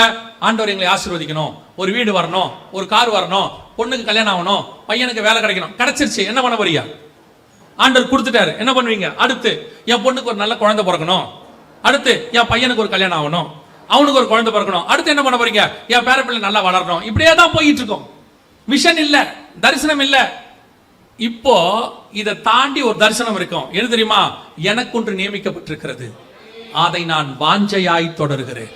பவுல் சொல்றாரு, நான் இங்க ஓடுவேன், அடி வாங்குவேன், எல்லாம் செய்வேன், சாவடிச்சீங்கன்னா சந்தோஷமா சாவேன். அவர் சொல்றாரு, நான் இருக்கிறது உங்களுக்கு பிரயோஜனமா இருக்கும், நான் போகிறதை பிரயாசப்படுகிறேன். ஏன் தெரியுமா? இருந்தா உனக்கு பிரயோஜனம், விட்டாச்சா எனக்கு ஒன்னு இருக்கிறது, அதை நான் வாஞ்சையாய் தொடர்கிறேன். ஏன்னா அவன் விஷன் முழுக்க மேல இருக்கு. செகண்ட் விஷன், இங்க இருக்கிற விஷனை மட்டும் நீ புடிச்சிட்டு ஓடினா அதோட அவன் விஷன் ஓவர்.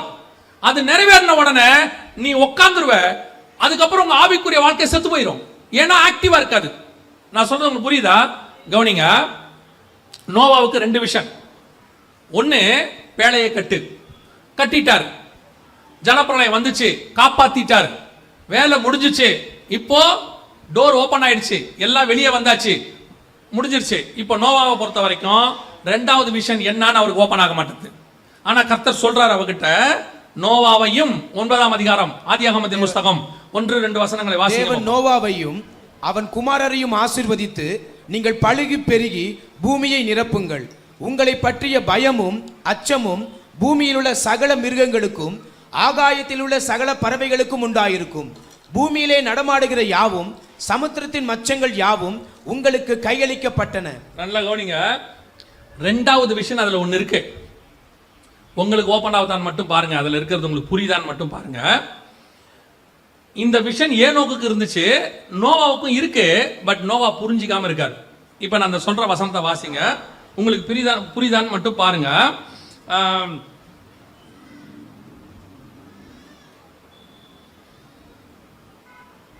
அதே 9ஆம் அதிகாரம் 11 இருந்து வாசிங்க பாப்போம்.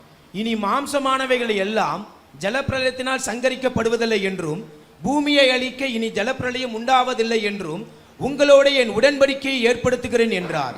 அன்றியும் தேவன் எனக்கும் உங்களுக்கும் உங்களிடத்தில் இருக்கும் சகல ஜீவ ஜந்துக்களுக்கும் நித்திய தலைமுறைகளுக்கென்று நான் செய்கிற உடன்படிக்கையின் அடையாளமாக நான் என் வில்லை மேகத்தில் வைத்தேன், அது எனக்கும் பூமிக்கும் உண்டான உடன்படிக்கைக்கு அடையாளமாய் இருக்கும். நல்லா கவனிங்க. இதான் புரியுதா? நான் ஒரு பைபிள் ஸ்டடி மாதிரி கேட்கிறேன். ஏதாவது புரியுதா? யாரை பத்தி பேசுறா தெரியுமா? என் வில்லை மேகத்தில் வை. மேகத்தில் இருக்கிற வில்லு வேற யாரும்? இயேசு கிறிஸ்து. அழிவு வரும்போது அவர் மேகத்தில் வரும். அந்த மேகத்தில் உள்ளதை பார்த்தா உங்களை நான் அழிக்க மாட்டேன். நான் எப்பப்பெல்லாம் அழிக்கணும்னு நினைக்கிறேனோ அப்பெல்லாம் மேகத்தின் மேல் வில்லு வரும். அதுதான் இயேசு மேகத்தில் எடுத்துக்கொள்ளப்பட்டார், மேகங்களுடனே வருவார். எப்போ? நியாய தீர்ப்பின் போது வருவார். நியாய தீர்ப்பில் கிருபை மேன்மை பாராட்டு. அந்த மேகத்தில் வரவர் அவர்தான். இந்த விஷயம் உங்களுக்கு இன்னும் புரியணும்னா வெளிப்படுத்தின விசேஷம் 4ஆம் அதிகாரம் 3வது வசனம் வாசிங்க. வெளிப்படுத்தல் 4:3 மைக்கில் வாசிப்பா. வீற்றிருந்தவர் பார்வைக்கு வஜ்ரக்கல்லுக்கும் பதுமராகத்துக்கும் ஒப்பாய் இருந்தார். அந்த சிங்காசனத்தை சுற்றி ஒரு வானவில் இருந்தது. அது பார்வைக்கு மரகதம் போல் தோன்றிற்று. ஏன் தெரியுமா? மரகதம்னா 12 கல் இருக்கு. 12 கல்லுல 4வது கல்லு தான் யூதா கல்லு தான் மரகதம். அது பார்வைக்கு மரகதம் போல் இருந்ததுன்னா யூதா கோத்திரத்தில் வரக்கூடியதான உடன்படிக்கை அது சிங்காசனத்தை சுற்றிலும் இருந்தது. அதுதான் மேகத்துல வரும். அது மேகத்துல வரும்போது கர்த்தர் அழிக்க மாட்டார். இந்த வில்லை தான் கர்த்தர் மேகத்துல வச்சாரு. உனக்கும் எனக்கும் நடுவுல, வானத்துக்கும் பூமிக்கு நடுவுல அது மத்தியஸ்தம், நடுவுல வைக்கிறேன்னு சொன்னார். இந்த விஷன் நோவாவுக்கு ஓபன் ஆகல. ஆனா இந்த விஷன் ஏனோக்கு ஓபன் ஆயிடும். யூதாவின் புஸ்தகம் 14-15 வாசிங்க. ஆதாமுக்கு 7ஆம் தலைமுறையான ஏனோக்குக்கும் இவர்களை குறித்து இதோ எல்லாருக்கும் நியாய தீர்ப்பு கொடுக்கிறதற்கு அவர்களில் அவபக்தி உள்ளவர்கள் யாவரும் அவபக்தியாய் செய்து வந்த சகல அவபக்தியான கிரியைகளின் நிமித்தமும் தமக்கு விரோதமாய் அவபக்தி உள்ள பாவிகள் பேசின கடின வார்த்தைகள் எல்லாவற்றின் நிமித்தமும் அவர்களை கண்டிக்கிறதற்கும் 1000 தமது பரிசுத்தவான்களோடு கூட கர்த்தர் வருகிறார் என்று முன்னறிவித்தான். Second coming. ஏனோக்குக்கு இருந்த விஷன் என்ன? Second coming. ஆனா அவன் பிரசங்கம் பண்ணது ஜலப்பிரளயத்தை பத்தி. அவனுக்கு விஷன் ஜலப்பிரளயத்துல உலகம் அழிய போகுது, மெத்துசலா, அதான் அவன் பிரசங்கம். ஆனா விஷன் செகண்ட் கம்மிங்கை பத்தி. நோவாவுக்கு ஜலப்பிரளயத்தை பத்தினதான ஊழியம், ஆனா வில்ல பத்தினதான விஷன், மேகத்தில் அவர் வருகிறார். இந்த செகண்ட் விஷன் ஓபன் ஆகல அவருக்கு. அதனாலதான் நோவா தன் கூடாரத்தில் குடித்து வெறித்து படுத்திருந்தான். அவன் படுத்துட்டான், ஏன்னா விஷன் இல்ல. விஷன் இருக்கிறவன் என்ன செய்வான்? அவைகள் வருகிறதுக்கு அவன் காத்திருந்தான். நான் சொல்றது புரியுதா உங்களுக்கு? அந்த செகண்ட் விஷன் இருந்தாதான் உன் ஸ்பிரிச்சுவல் லைஃப் கடைசி நிமிஷம் வரைக்கும் பூமியில காத்துக்கிட்டே இருக்கும். எப்ப வரும், எப்ப வரும், எப்ப வரும், எப்ப போவேன் காத்துக்கிட்டே இருக்கும். அந்த விஷன் ஓபன் ஆகட்டி ஊழியத்தை முடிச்ச எல்லாம் ஓவர், இனி ஒண்ணும் இல்ல, நான் உட்கார்ந்துருவேன், ஏலி மாதிரி சேர்ல உட்கார்ந்துருவீங்க. ஒரு நாள் மல்லாக்க விழுவீர்கள்.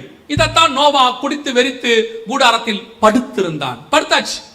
ஆனா ஏனோக்கு படுக்கல, எடுத்துக்கொள்ளப்பட்டான். காரணம் என்ன? அவன் விஷனோடு கூட இருந்தான். இனி ஒண்ணு வரப்போது, இனி ஒண்ணு வரப்போது. இந்த விஷனோட நீ ஓடிட்டே இருந்தினாதான் கடைசி வரைக்கும் ஓட முடியும். எனக்கு ஊழியம் கிடைச்சிருச்சு, முடிச்சிட்டேன், என் வேலை முடிஞ்சிருச்சு, இதுக்கப்புறம் எல்லாம் பார்த்துப்பாங்க, நான் ஹாயா உட்கார போறேன், நீ செத்துட்ட ஸ்பிரிச்சுவலி.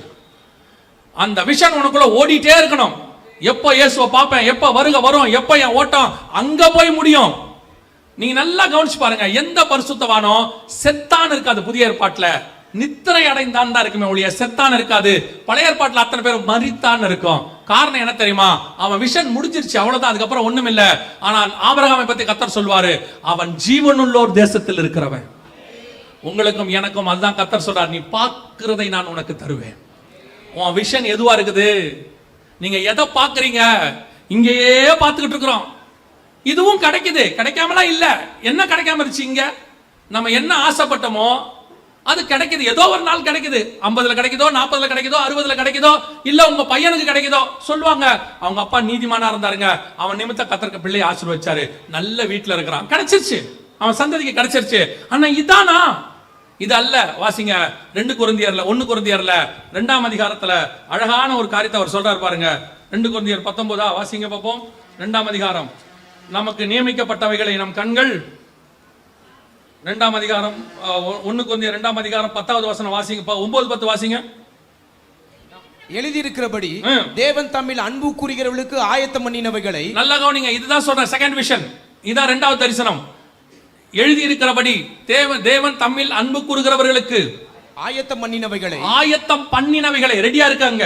ஆயத்தம் பண்ணினவைகளை கண் காணவும் இல்லை, நம் கண்கள் காணவும் இல்லை, காது கேட்கவும் இல்லை, அவைகள் மனுஷனுடைய இருதயத்தில் தோன்றவும் இல்லை. தோன்றாதானே காத்திருப்போம். அத பத்தின ஏதாவது ஒண்ணு வந்தாதானே காத்திருப்போம். அப்படி ஒண்ணே வரலையாமா.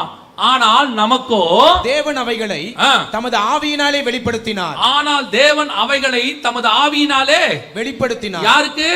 நமக்கோ.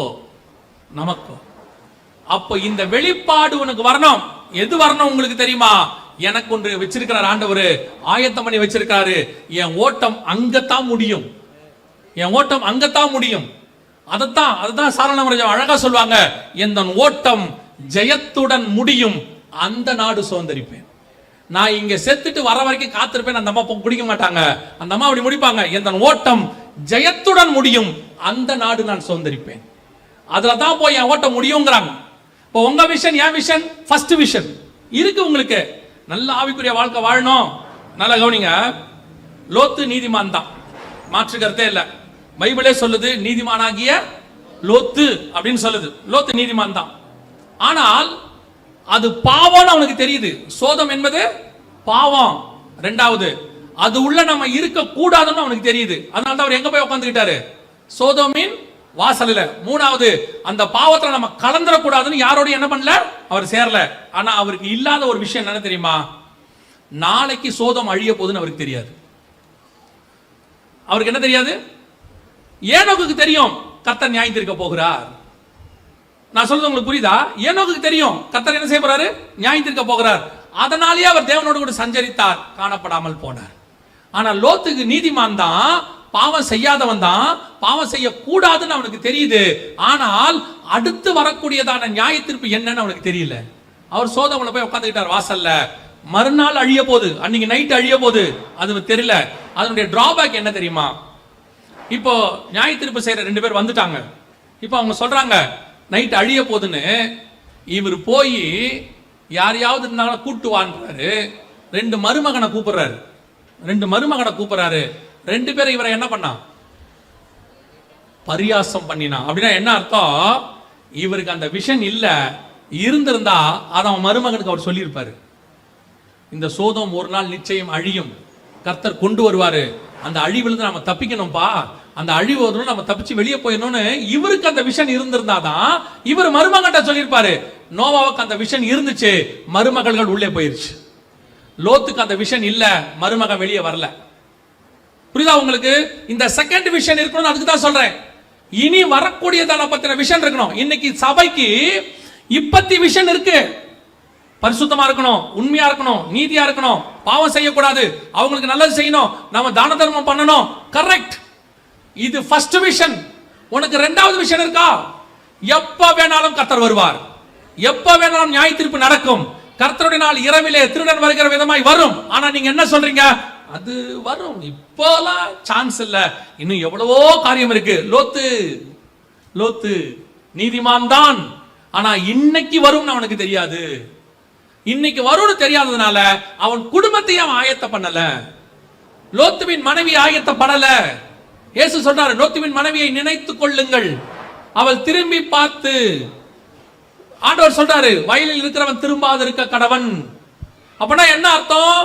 அவங்களுக்கு நல்ல நீதிமான்கள், பரிசுத்தவான் தான், நல்ல சர்ச்சுக்கு வரவங்க, தசமாங்காணிக்கு கொடுக்கறவங்க, ஏன் ஊழியம் கூட செய்வாங்க. ஆனா வரக்கூடிய விஷன் அவங்களுக்கு இல்ல, செகண்ட் விஷன் இல்ல. இந்த விஷன் மோசேக்கு இருக்கு. மோசே சொல்றாரு, எல்லாம் ஓகே, பாட அனுபவிச்சாச்சு, இனி வரும் பலன் மேல் நோக்கமாகி எல்லாம் வந்துருச்சு. ஆண்டவர் சொல்றாரு, நோ மோசே, நீ கானானுக்கு போல. ஆண்டவரே அவ்வளவுதானா?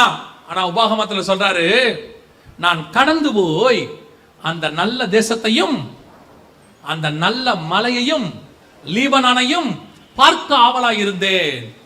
இங்கதான் மோசேயோட செகண்ட் விஷன் தெரியுது. என்ன கானானுக்கு நீங்க போக சொன்னீங்க, உண்மைதான். நான் ஏன் கானானுக்கு போகணும்னு ஆசைப்பட்டேன் தெரியுமா? அங்க போய் ஒரு மலையை நான் பார்க்க விரும்புறேன். எந்த மலை? எருசலேமை சுற்றிலும் பர்வதங்கள் இருக்குமா போல நிறைய மலை இருக்குது. ஆனா மோசே மலைகள்னு சொல்லல, என்ன சொல்றாரு? அந்த மலையை. எந்த மலை தெரியுமா? நான் இங்கே கானானுக்கு உள்ளே போறனோ இல்லையோ தெரியாது, நான் சாகரனோ இல்லையோ தெரியாது, நீங்க கொண்டு போய் என்ன புதைப்பீங்களோ என்னமோ எனக்கு தெரியாது. ஆனா ஒரு நாள் வரும், அங்க ஒரு மலை இருக்கு, அந்த மலையில என்னுடைய நேசரை நான் முகமுகமாய் காண்பேன். நாங்க 2 பேரும் ஒரே மலையில உட்கார்ந்து பேசுவோம். அந்த நல்ல மலையை நான் பார்க்க ஆவலாய் இருந்தேன். இதான் செகண்ட் விஷன். அந்த விஷன் இருந்துச்சுன்னா இங்க நடக்கிறத பத்தி நீங்க கவலையே பட மாட்டீங்க, இத பத்தி யோசிக்கவே மாட்டீங்க. இது தானா நடக்கும். இந்த வேலையை நம்ம செய்யணும், ஊழியமும் பண்ணணும், குடும்பத்தை பார்க்கணும், வேலைக்கு போகணும், சம்பாதிக்கணும். ஆனா இது அல்ல, இதிலும் மேன்மையான இன்னொன்னு எனக்கு இருக்கு, அதுதான் என்னுடைய முடிவு, டெஸ்டினேஷன். அது ஓபன் ஆகாதவன் அதுல போய் ரீச் ஆக முடியாது. அப்ப என்ன ஆகும்? நல்லா படிக்கணும், சம்பாதிக்கணும், வேலைக்கு போகணும். பையனுக்கு என்ன சொல்லி கொடுப்போம்? டே நல்லா படிடா, இல்ல நீ நடுத்தரில் நிப்ப. படிச்சா தாண்டா வேலை, நாளைக்கு பின்னைக்கு சம்பாதிச்சா தாண்டா வேலை. அவன் படிச்சான், சம்பாதிச்சான், இப்ப எல்லாம் இருக்கு. பையன் சிகரெட் பிடிக்கிறவனா மாறிட்டான், பையன் குடிக்கிறவனா மாறிட்டான். இல்ல பையன் அது கூட இல்ல, நல்ல நீதிமானாவே இருக்கிறான், விஷன் இல்லாதவனா இருக்கிறான். உங்களை மாதிரி ஆவிக்குரிய விஷன் அவனுக்கு இல்ல. ஏன் இல்ல? நீங்க அவனுக்கு இந்த ஃபர்ஸ்ட் விஷனை கொடுத்தீங்க, செகண்ட் விஷனை சொல்லி கொடுக்கல. ஆண்டவர் திருப்பி திருப்பி சொல்வாரு, உன் பிள்ளைகளுக்கு உன் கண்களுக்கு நடுவே உன் கரங்களிலே இதெல்லாம் செஞ்சதை எல்லாத்தையும் எழுதி போடும் பாரு. பின்னாடி நடக்கணும், எல்லாம் சந்ததி சந்ததியா போனோம், அவனுக்கு வந்து சேரணும் எல்லாம். இன்னைக்கு முதல் விஷனோடு கூட ஓடுகிற கூட்டம், நீ பார்க்கிற பூமி எதை பார்க்கறீங்க? இதை தான் பார்த்துக்கிட்டு இருக்கிறீங்க. இதையும் தாண்டி ஸ்பிரிச்சுவலா பார்க்கணும். எனக்கொன்று நியமிக்கப்பட்டிருக்கிறது, அதை நான் வாஞ்சையாய் தொடர்கிறேன், அதுதான் என்னுடைய டெஸ்டினேஷனாக இருக்கணும், அதை நோக்கி நான் ஓடணும். அதை என் கண்கள் காணவும் இல்லை, என் காதுகள் கேட்கவும் இல்லை, ஆனால் நமக்கோ அதை ஆவியிலே கர்த்தர் வெளிப்படுத்தியிருக்கிறார். இப்ப நாம அந்த விஷன் ஓபன் ஆனவங்களா இருக்கிறோமா? இல்லை. இதோட சர்ச்சுக்கு வர்றதுக்கு காரணம் என்ன? சர்ச்சுக்கு வர்றதுக்கு காரணம் என்ன? நல்ல ஆண்டவர் ஆசீர்வதிச்சு 10 வருஷத்துக்கு முன்னாடி இந்த சர்ச்சுக்கு ஒண்ணும் இல்லாம வந்தேங்க, இப்ப கர்த்தர் எனக்கு வீடு வாசல் எல்லாம் கொடுத்திருக்கிறாரு. அந்த சர்ச்சுக்கு நான் போனதுல கூப்பிடுறவனே என்ன சொல்லி கூப்பிடுவீங்க? அந்த சர்ச்சுக்கு வாங்க, கர்த்தர் உங்களை பணக்காரனாக்குவாரு. அது ஒரு சர்ச்சோடைய ஃபெயிலியர், அது சர்ச்சோடைய ஃபெயிலியர். அந்திரேயா கூப்பிடும் போது எப்படி கூப்பிட்டான் தெரியுமா? வா மேசியாவை பார்க்கலாம். என்ன சொல்லி கூப்பிட்டான்? வா மேசியாவை பார்க்கலாம். வா பணக்காரனாக்குற கடவுளை பார்க்கலான்னு சொல்லல, வா 5000 பேருக்கு அப்பம் கொடுக்குற தேவனை பார்க்கலான்னு சொல்லல. அவன் சொன்னான் வா மேசியாவை பார்க்கலாம். இதுதான் உங்கள் சபைக்கு கூப்பிடுறதுக்கு அடையாளமா இருக்கணும். எதுக்குங்க அந்த சர்ச்சுக்கு என்ன கூப்பிடுறீங்க? அந்த சர்ச்சுக்கு நீ வா, கண்டிப்பா பரலோகத்துக்கு போவ. அந்த சபையில சத்தியம் இருக்கிறது, அது பரலோக விஷனோடு இருக்கிறது. கர்த்தர் நிச்சயம் அங்கே போனா பரலோகத்துக்கு கூட்டு போவார். நான் எங்க சபைக்கு முதல்ல போகும்பொழுது, எங்க பாஸ்டர் கிட்ட போகும்போது, நாங்க ஆசீர்வாதத்துக்காக போகவே இல்லை, எந்த தேவைக்காகவும் போகல, என்ன சத்தியத்துக்காக தான் கூட்டிட்டு போனாங்க. ஆனா அங்க போக போக எனக்கு ஒண்ணு மட்டும் நல்லா தெரிஞ்சிச்சு, அங்க நிச்சயம் கண்டிப்பாக பரலோகத்துக்கு போறதுக்கான எல்லா காரியமும் அங்க இருந்துச்சு. எங்க பாஸ்டர் அப்படித்தான் எங்களுக்கு போதிச்சு கொடுத்தாங்க. 14 கிட்டத்தட்ட 12 வருஷம் அங்க உட்கார்ந்து இருந்தாங்க. அப்படிதான் எங்களுக்கு போதிச்சு கொடுத்தாங்க ஆண்டவர் அவங்க வழியாக. ஒரு நாள் வந்தது, எங்கள் பிள்ளைகள் வளர்ந்து வரும்பொழுது அவர்களுக்கு சத்தியத்துக்கு தேவையான ஒரு இடம் தேவைப்பட்டது. இப்போ நாங்க கொண்டு போய் சத்தியம் எங்க கிடைக்குதோ அந்த இடத்துல தான் விட்டுருக்கிறேன். இப்பவும் சொல்றேன், நான் என் பிள்ளைகளை சர்ச்சு பெருசா இருக்கு, ஏர் கண்டிஷன்ல இருக்கு, பெரிய பெரிய ஆளுங்க வராங்க, பெருசா இருக்குன்னு நான் பார்க்கவே மாட்டேன். நான் பார்க்கறது ஒன்னே ஒண்ணுதான், என் பிள்ளைகள் வாழ்க்கைக்கு சத்தியம் கிடைக்குதா. ஏன்னா நான் பணக்காரன் ஆகணும்னு போல, நான் சத்தியத்துக்காக போனேன். எனக்கு தேவையான பணத்தையும் கர்த்தர் கொடுத்தார். ஆனால் பணத்துக்காக போனேன்னா பணம் கிடைக்கும், சத்தியம் கிடைக்காது. பணம் உலகத்தில் வாழ பயன்படும், சத்தியம் தான் பரலோகத்திற்கு போகிறதுக்கு பயன்படும். பரலோகத்துக்கு போகணும்னா சத்தியம் இருக்கணும், இந்த விஷனோட சர்ச் இருக்கணும். உங்களுக்குள்ள இருக்கிற அடுத்த விஷன் அது ஓபன் பண்ணி விடணும். அடுத்து ஓபன் பண்ணி விட்டா தான் நீங்க போக முடியும். இன்னைக்கு நாம அந்த இடத்துல பார்க்கறவங்களா இருக்கிறோமா? இதுதான் கர்த்தர் உங்ககிட்டயும் எங்கிட்டையும் கேட்கறதான ஒரு விஷயம், மிக முக்கியமான விஷயம். ஆராய்ந்து பார்க்கணும். நீ பார்க்கிற பூமியை நான் உனக்கு தருவேன். இன்னிலிருந்து ஆண்டவர்கிட்ட ஒரு சின்ன பிரேயர் எப்பவுமே, ஆண்டவரே எனக்கு என்னப்பா நியமிச்சிருக்கிறீங்க? ரொம்ப அழகா உங்களுக்கு எனக்கு ஆண்டவர் சொன்னதை நான் உங்களுக்கு சொல்றேன், முடிக்கிறேன், கவனிங்க. எனக்கு சொன்னதை உங்களுக்கு சொல்றேன். ஆண்டவர் சொன்னாரு, 1 கொரிந்தியர் 15 இருக்கு, அழிவுள்ளதான இது, சாவுக்கு எதுவான இது. இதை சாவுக்கான வசனமாவே மாத்திட்டோம் இல்லையா? இது அடக்காராதன வசனமாவே மாறிடுச்சு. எந்த அடக்காராதனைக்கு போனீங்கனாலும் அழிவுள்ளதான இது, அழியாமையும் சாவுக்கு எதுவான இது. அந்த சரீரத்து மேல மண்ணு போடும்போது சொல்லுவாங்க, அது சரீரத்தை பத்தியே இல்ல, அங்க வருகையை பத்தி தான் அவர் பேசுவார். 1 கொரிந்தியர் 15 இருக்கும், இதோ நான் உங்களுக்கு ஒரு ரகசியத்தை சொல்லுகிறேன், கடைசி எக்காலம் துணிக்கும் போது நாம் எல்லாம் நித்திரை அடைகிறது இல்லை. கடைசி எக்காலம் துணிக்கும் போது ஒரு நிமிஷத்துல ஒரு இமை பொழுதுல நாம் எல்லாரும் மறுரூபமாக்கப்படுவோம். எக்காலம் துணிக்கும், அப்பொழுது மரித்தோர் அழிவில்லாதவர்களாய் எழுந்திருப்பார்கள், நாமும் மறுரூபமாக்கப்படுவோம். அழிவுள்ளதாகிய இது அழியாமையையும், சாவுக்கேதுவாகிய இது சாவாமையையும் தரித்துக் கொள்ள வேண்டும். அது சரீரத்தை பத்தி இல்ல. 2000 வருஷத்துக்கு முன்னாடி புதைச்ச பரிசுத்தவான்களுடைய சரீரம் இப்ப வருமா? சரி, தீக்கில எரிஞ்சு போன சரீரம் வருமா? அந்த அழிவுள்ளதான் இந்த அழியாமைன்றது என்ன அர்த்தம்னா, ஆத்மா அழிவுள்ளதுக்குள்ள இருக்குது. இந்த அழிவுள்ளது கூட இருந்த ஆத்மா அழிவுள்ளதாயிடும். அதோட போச்சுன்னா ஒரு நாள் இந்த சரீரம் மர்வமாகி, ஆத்மா மர்வமாகி ஆண்டவரோட போய் என்ன செய்யும் தெரியுமா? அழியாத ஒரு சரீரம் அங்க இருக்கு, அந்த சரீரத்துல போய் அது சேர்ந்து கொள்ளும். இப்ப நான் என்ன நினைப்பேன்னா, எனக்கு இந்த பூமியில இந்த சரீரத்தை கர்த்தர் கொடுத்தாரு, இங்க நான் வாழ்றதுக்கு எத்தனை வருஷமோ வருக வர வரைக்கும் வச்சுக்கோங்களேன். ஆனா எனக்கு அழியாத ஒரு சரீரத்தை கர்த்தர் ரெடி பண்ணி வச்சிருக்கிறார். என் ஆத்மா போய் அதோட ஃபிக்ஸ் ஆயிடும். அந்த சரீரத்துல தான் நான் நித்தியமா அவரோட வாழ போறேன். நான் சொல்றது புரியுதா? இந்த தாட்டு தான் மோசேக்கும் இருந்துச்சு, பவுலுக்கும் இருந்துச்சு. மோசே சொல்றாரு, இந்த சரீரத்துல நான் இங்க வேணா செத்துருவேன், ஆனா மறுரூபமாகி இயேசுவோடு கூட மறுரூபமலையில நான் உட்கார்ந்து அவரை பார்ப்பேன். இதே மாதிரி தான் இங்க இது போயிடும், ஒரு நாள் வரும், அழிவுள்ளதான இது அழியாமையும், சாவுக்கு எதுவான இது சாவாமையும் தரித்து கொண்டு நித்தியமாய் அவரோடு கூட இருக்க போது. இப்போ பவுல் சொல்றாரு, எனக்கு ஒன்று நியமிக்கப்பட்டிருக்கிறது, அதை நான் வாஞ்சையாய் தொடர்கிறேன். ஏன் தெரியுமா? இதை விட்டுட்டு அது உள்ள போய் நான் உட்காரணும்னு நினைக்கிறேன். இது எனக்குள்ள இருந்து போராட்டத்தை கொடுக்குது. அது போராட்டம் இல்லாத சரீரம், இது அழிவுக்குரியது. மாம்சம் எனக்கு எதிராக போராடுது. ரோமர் 7 சொல்றாரு, அந்த பிரமாணம் எனக்கு அகைன்ஸ்டா இருக்குது. ஆனா ஒரு பிரமாணம் இருக்கு, என் சரீரமும் நானும் போராட்டமே இல்லாம நான் என்ன நினைக்கிறேனோ அதான் என் சரீரம் பரிசுத்தமாக ஆண்டவரோடு கூட மர்வமாகி நித்தியமாய் நான் வாழ போகிறேன். அப்படி ஒன்னு அவர் பார்த்துட்டாரு. அவர் சொல்றாரு, இங்க என் கண்கள் காணல, ஆனா ஆவியில அதை நான் பார்த்துட்டேன், அதை நோக்கி நான் வாஞ்சையாய் தொடருகிறேன். நம்ம அத்தனை பேருக்கும் அந்த விஷன் வரணும். ஆண்டவரே, எனக்கு ஒன்று நியமிச்சிருக்கிறீங்களே, அது என்ன? மர்ருவ மலையை பார்க்கணும்னு மோசே ஆசைப்பட்ட மாதிரி, அந்த சரீரத்தை பார்க்கணும்னு பவுல் ஆசைப்பட்ட மாதிரி, நானும் என் அழிவில்லாத சரீரத்தை பார்த்துட்டேன்னா அதுக்கப்புறம் இது மேல எதுலயும் எனக்கு ஆசையே வராது. என்னுடைய தரிசனம் முழுக்க அதுலயே இருக்கும். அங்க போகணும் இருக்கும். அதான் செகண்ட் விஷன். அது ஓபன் ஆகணும். அதை கேட்கணும் ஆண்டவர்கிட்ட. நான் எனக்கு வச்சதை சொல்றேன். அந்த மாதிரி நீங்களும் அதை கேளுங்க. ஆண்டவரே, அந்த மாதிரி நான் போகணும் ஆண்டவரே, அதுக்கு பின்னாடி நான் போகணும் ஆண்டவரே. அதை யோசிக்க ஆரம்பிச்சிட்டீங்கன்னா இந்த உலகத்தில் இருக்கிற பாடுகள், கஷ்டங்கள், கண்ணீர்கள் எதுவும் பெருசா தெரியாது. எது வந்தாலும் உங்களுக்கு ஒண்ணு தெரியும், இது கொஞ்ச காலம், முடிவடைஞ்சிரும். கொஞ்ச காலம் இயேசுவுக்காக கஷ்டப்பாடு சகிப்பதினால் இன்னல், துன்பம், துயரம் இன்பமாய் மாறும் இயேசுவை நான் காணும் போது. அல்லேலூயா. அந்த இடத்துக்கு நீங்கள் நானும் வந்துருவோம். அதுதான் உங்களுக்கு எனக்கு கர்த்தர் வச்ச விஷன். அதை நோக்கி ஓடுங்க, அதை தேடுங்க, அதை கேளுங்க. ஆண்டவர்ட்ட அந்த காரியத்தை கேளுங்க. ஆண்டவரை, நான் கீழானவைகள் அல்ல மேலானவைகளையே பார்க்க ஆசைப்படுறேன். கேளுங்க, கீழானவைகள் கூட கொடுக்கப்படும். இது சும்மாங்க, இது ஒண்ணுமில்லாத மண்ணாங்கட்டிங்க. இதெல்லாம் ஆண்டவர் சும்மா ஜஸ்ட் லைக் தட் கொடுத்துட்டு போயிடுவார். உண்மை உள்ள மனுஷன் பரிபூர்ண ஆசீர்வாதங்களை பெறுவான். என்ன வேணுமோ அதை கர்த்தர் கொடுத்துட்டு போயிட்டே இருப்பாரு. இதுக்காக உங்க லைஃபை வேஸ்ட் பண்ணாதீங்க. அது ஸ்பிரிச்சுவலி வேஸ்ட் பண்ணாதீங்க. ஒவ்வொரு நாளும் நான் பார்க்கிறது அதுவா இருக்கணும், நான் நடக்கிறது அதுவாக இருக்கணும், நான் சிந்திக்கிறது அதுவாக இருக்கணும். அதுதான் எனக்கு வாக்குத்தத்தம் பண்ணப்பட்டது. நான் அங்கே போய் வாசம் பண்ண போகிறேன். அல்லேலூயா. நாம் ஜெபிக்க போகிறோம். எழுந்திருக்கலாமா தேவ சமூகத்துல?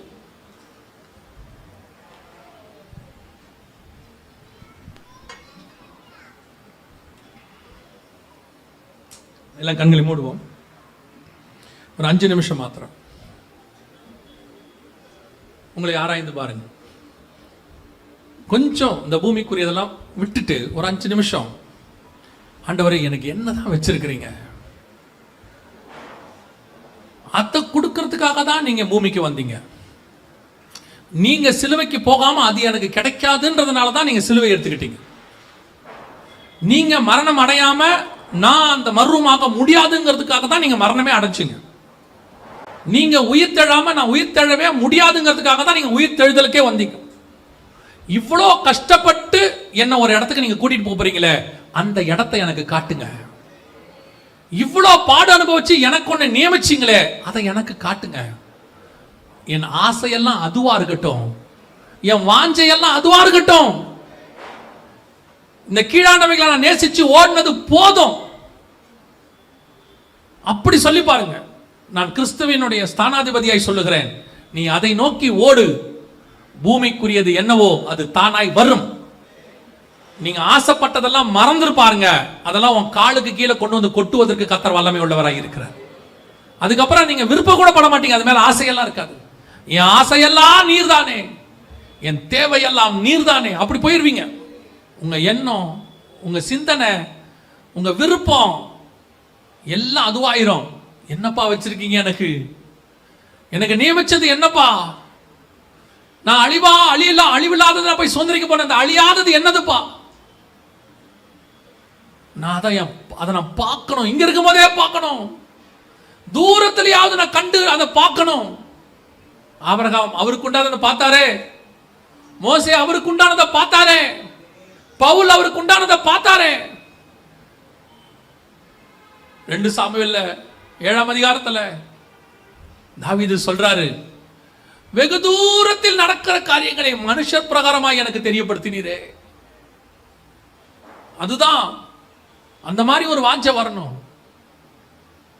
ஒப்பு கொடுப்போமா தேவ சமூகத்தில்? ஆண்டவரே, ஆசை, வாஞ்சை, தேவை எல்லாம் அதுவா இருக்கட்டும்.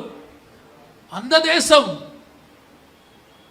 சரணஜமா சொன்ன மாதிரி இந்த ஓட்டம் ஜெயத்துடன் முடியும். அந்த நாடை நான் சுதந்தரிப்பேன். அந்த பரிசுத்த வாட்டியோடைய பாட்டை போய் பாருங்க. வாஞ்சையெல்லாம் அதுவா தான் இருக்கும், தேவையெல்லாம் அதுவா தான் இருக்கும். ஒரு இடத்துல கூட பூமிக்குரியதை பத்தி ஒண்ணு இருக்காது. எல்லாம் அதுவா தான். வீணை நாதம் தொனித்திடும் நேரம் வரவேற்பு அழிக்கப்படும். என்னை பேர் சொல்லி இயேசு கூப்பிடுவார். எனக்கு ஆனந்தம் பொங்கிடுமே. அவர் பாதம் வீழ்ந்து பணிந்தேன், ஆனந்த கண்ணீர் வடித்தேன். இந்த ஓட்டம் ஜெயத்துடன் முடியும். அந்த நாடு நான் சுதந்திரிப்பேன். இதுதான் டெஸ்டினேஷன், இதுதான் வாஞ்சை, இதுதான் வாழ்க்கை. அவ்வளவுதான். இந்த பூமியில இயேசுவை நான் தெரிஞ்சுக்கிட்டதுக்கு இதுதான் முக்கியம். இதுக்கு பின்னாடி தான் நான் ஓடணும், இதுதான் என் முன்னாடி வச்சு நான் ஓடணும். அப்படி ஒரு தீர்மானம், அப்படி ஒரு வாஞ்சை உன் இருதயத்துல கர்த்தர் இன்னைக்கு பேசியிருப்பாருன்னா, உன் ஆத்மாக்குள்ள அந்த வார்த்தை ஊடுருவி இருக்கும்னா, எந்திரத்தை போல அந்த வார்த்தை உன் இருதயத்துக்குள்ள குடஞ்சிக்கிட்டு வந்திருக்கும்னா, உண்மையிலேயே உன் வாஞ்சை இதுவா இருக்கும்னா மட்டும் ஆண்டவருக்கு நேராக உங்கள் கரங்களை உயர்த்தி, ஆண்டவரே என் தேவையெல்லாம் இதுதான், ஆண்டவரே என் ஆத்மாவுக்கு இதுதான் எனக்கு தேவை, என் சரீரத்துக்கு தேவைக்கு நான் போராடினது போதும், அதுக்கு பின்னாடி என் வாழ்க்கையை வேஸ்ட் பண்ணது போதும், ஓடி ஓடி ஓடி அது கிடைக்காம எப்படியாவது அதை அடைஞ்சிடணும் என் வாழ்க்கையில பாதிக்கு மேல விட்டுட்டான். ஆண்டவரே இன்னைக்கு என்னுடைய டெஸ்டினேஷனை மாத்துறேன், என் விஷனை மாத்துறேன். எனக்கு ஒன்று நன்றாய் தெரிகிறது, இதுவரைக்கும் என் கண்கள் அதை காணவில்லை, இன்னைக்கு என் ஆவியிலே கர்த்தர் எனக்கு அதை தெரியப்படுத்த இருக்கிறார். ஒப்பு கொடுப்போமா? நல்ல தகப்பனே, சர்வ வல்லமையுள்ள எங்கள் ஆண்டவரே, ஒருமனப்பட்டு உடைய சமூகத்துக்கு எங்களை ஒப்பு கொடுக்கிறோம். ஆண்டவரே எங்க அத்தனை பேருக்கும் அப்படிப்பட்ட ஒரு தரிசனம் ஓப்பன் ஆகட்டும். எங்க சபை பூமியை பார்க்கிற சபை அல்ல, எங்க சபை வானத்தை அண்ணாந்து பார்த்து மேகத்துல வர்ற வானவில்ல பார்க்கிற சபை, வானத்தை பார்க்கிற சபை, மேகத்துல வர வில்ல பார்க்கிற சபை. ஏனோக்கு 1000 பரிசுத்தவான்களுடைய வருகிறதை பார்த்தது போல நாங்களும் உம்மை எதிர்பார்த்து காத்திருக்கிற சபை, மேகத்தில் எடுத்துக்கொள்ளப்பட்டது போல மேகத்தில் வருகிறதை பார்க்கிற சபை. நாங்கள் அப்படியா எங்கள் சபை இங்க இருக்கிற அத்தனை பேரும் காணப்பட கிருபை பாராட்டும். இந்த வசனம் நீர் வருகிற வரைக்கும் எங்களுக்குள் கிரியை செய்வதாக எங்கள் ஆண்டவர் இயேசு கிறிஸ்துவின் நாமத்தில் ஒப்பு கொடுத்து ஜெபிக்கிறோம் ஜீவனுள்ள நல்ல பிதாவே.